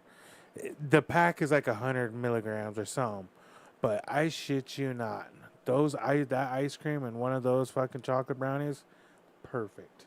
Ooh. Crisp. I mean, one scoop, one ice cream bite, dude. Bro, you're ripped. no. You take 2 of those ice creams. No, 2 of those brownies. And make a sandwich. And you cut the bottom of the ice cream container in half while it's frozen solid, like about like this much, and make a fat fucking sandwich. See you next week, then bro. Go to the moon. See you next week. Yeah, You're going to yeah. Pluto on that one, bro. Dude, man. Shit. Oh, what's his name again on Joe Rogan? Joey Diaz. Diaz. Yeah, You're dude. going to the moon, cocksucker. Yeah, dude, man. And you know what? I wasn't really when I was a kid, I was hardcore in edibles, which is really weird. As nowadays, I kind of like got weary of them. But I like them if they're made right. You know what I mean? I don't like the weed taste. That's why I said, Green Stampede made one. I don't know what you're talking about. It's only 10 milligrams. Get the whole thing down. I should have brought one of the I fucking cosmic misread that. brownies. That's 10,000 milligrams. You're going to the moon, motherfucker. Or you're going to the moon, cocksucker. And I'm high in those gummies too, dude. Those gummies are unworldly. I think gummies The Wana is gummies are pretty yummy. Dude, those how gummies are coming along. Different. How a lot of the edibles are coming along and how you can't taste a lot of the fucking weed anymore. I remember shit. back in the day when a fucking brownie was a brownie. You know what I mean? You didn't know what you were getting. Right. And nowadays, when you bit into it, it was all fucking weed tasting and shit. And then you didn't get your high. Rice Krispie treats were green. Yeah, and sometimes you didn't even get high. Right. Then or you got a little bit too high. You know Well, what I mean? I've never really actually gotten high except for off that ice cream. Oh, dude, man, weed sickness or green sick. I mean, I know when too much consumption is. Oh, bro, I don't. I just don't stop. I just don't stop. Man. Well, all right, man. We're at the 2-hour mark, so I think we'll call it a good show, bro. Oh, Fuck, dude, man. that was fucking. That's our longest show, bro. beautiful. I didn't even realize we were at 2 hours. Beautiful. Oh, fuck yeah, bro. I seriously appreciate you coming in, bro. Is there any chance I can shout out my sponsors? Bro, fucking go at it. Oh, sweet. I got professional this time. He wrote them all down. I wrote them all down. The past couple shows, I have been writing them down. Now I'm writing them down. Oh, yeah. Huge shout out to Lammer's Trading Post over in Hardin. Go check out Lammer's Trading Post. Big shout out to Singh Contracting and Harvey. Harvey Singh, they really helped me out in this career now. So big shout out to Harvey. Big shout out to Jess Vapes here in Billings. If you haven't been there down on Grand Avenue, go check them out. Big shout out to Jess Vapes. Don't and forget the about Vape the Squad. Lockwood store. Oh yeah, go check out their new Lockwood It's store. it's a drive-through drive-through kiosk. Yo, fucking A. Go check out Just Vapes. That's convenient as fuck. Just whoop, whoop, whoop. Dude, man, when they pitched the idea, I was like, dude, that could work. Yeah. And boom, down it was on Lockwood. And what's funny is I seen it That as a used to be peak one of the- restaurant. No, it was a bikini barista. I think I didn't see it before it was that. I think I seen it was like a Montana Mud. But it changed like about 4 times. But I don't even remember. I just remember the bikini barista recently. How can you forget that, though? That's funny. But yeah, big shout out to Just Vapes, the Vape Spot in Anaconda, American Indie Movement. They really looked at my career different, really promote me on a different level. Right. I was just like all flashy. I didn't really want to get my spiritual side involved because it's more of a violent sport.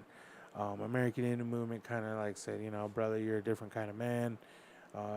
You kind of walked through your fire, and here you are now. After that video went viral, American Indian Movement really kind of picked me up. So big shout out to American Indian Movement, Heartbreaker Tattoo, and Customs Fax Design. Big shout out to Superb Flooring, Vivian, PJ, and Christopher. Man, those guys, dude, this past year, there was a time where I was flat broke, didn't have nothing this past year. And didn't have money for groceries. and they filled my fridge. Literally got me gas money to get to work, and literally fucking got me to training every day. So big shout out to Superb Flooring and all those guys. Big shout out to Sin's Bar in Butte. They've been broadcasting all my fights, so if you ever want to go watch and you're in Butte, go check out Sin's Bar. New to the team is Missouri River Brewing Co. and Helena. Big shout out to Missouri River. They're just not going to show my fight in the BKFC, so if you can't make it August 3rd and you're in Helena, go check out Missouri River Brewing. They're going to be showing the fights. Coleman Community Services and Marvin Coleman. Big shout out to my boy Marv, man. Thank you, brother. Sober Up Productions. Justin Kahn, thank you very much for helping out my career. Thrive Solutions. Top Sandwich here in Billings. If you haven't been to Tops yet here in Billings, go check out Tops in one of their 3 locations. Big shout out to Tucker and Tops. Go get a Tucker's turkey. Tell them Bam sent you. And New Level Boxing. That's the gear I'm wearing right now. They are going to come out with my new Hove Next Fight Kit. And shout out to Queen's Palace. My boy John Schultz says, dude, he looked at a fighter and just said, you need help. And dude, big shout out to John Schultz. And big shout out to the Cannaman and Moncanna Minutes. Hey, I Thank you appreciate for that, having bro. me on here, brother. Hey, one more question. What tribe are you from? I am Northern Cheyenne. But I want to make it fully clear, and I'll make it clear on this podcast. I am half Northern Cheyenne. Well, I am 2/3 Northern Cheyenne and 1 part Aninani Nakota Nation. That's Fort Belknap. So I don't really talk about my other tribe, but yeah, I'm from Fort Belknap Reservation as well. But I'm enrolled Northern Cheyenne, which is from Busby, Montana. So up until I was about 5 or 6, I totally remember even getting the tribal paper and everything, but I was enrolled as a Southern Cherokee. Oh, dude, you're still native? From Oklahoma. Oh yeah. I don't have it anymore. I don't know where at. You're just a Miklo, brother. It's somewhere. I keep weird shit, but it said I was 1 1/116th, but that's just enough to get enrolled. Oh no shit. Yeah. Yeah, on my tribe it's a quarter. It's from my sperm donor side. Oh, shout out to him. But had I gone. Oh, and a big another shout out. I know you can't see him wait, where's my hand? Go that way. I know you can't see beyond this part or beyond that part, but big shout out to the person behind the cameras. I know this can't all happen without, on your own, and I've seen it happen on your own. We love Jess So here. big shout out to this production. Love what you guys are doing here. Love this show. Appreciate that shit, bro. Dallas Weaver got me baked out. Green Stampede got me baked out. The Cannaman got me baked out. Yee! I am baked out on Moncanna Minutes. So if you haven't watched yet and you're not watching now, you better go watch because this is the show to be watching. Hey. So we're going to call that a good one tonight, guys. Have a great one. Smoke safe. And I'll see you tomorrow morning at 9 o'clock. Yee! Wake and bake.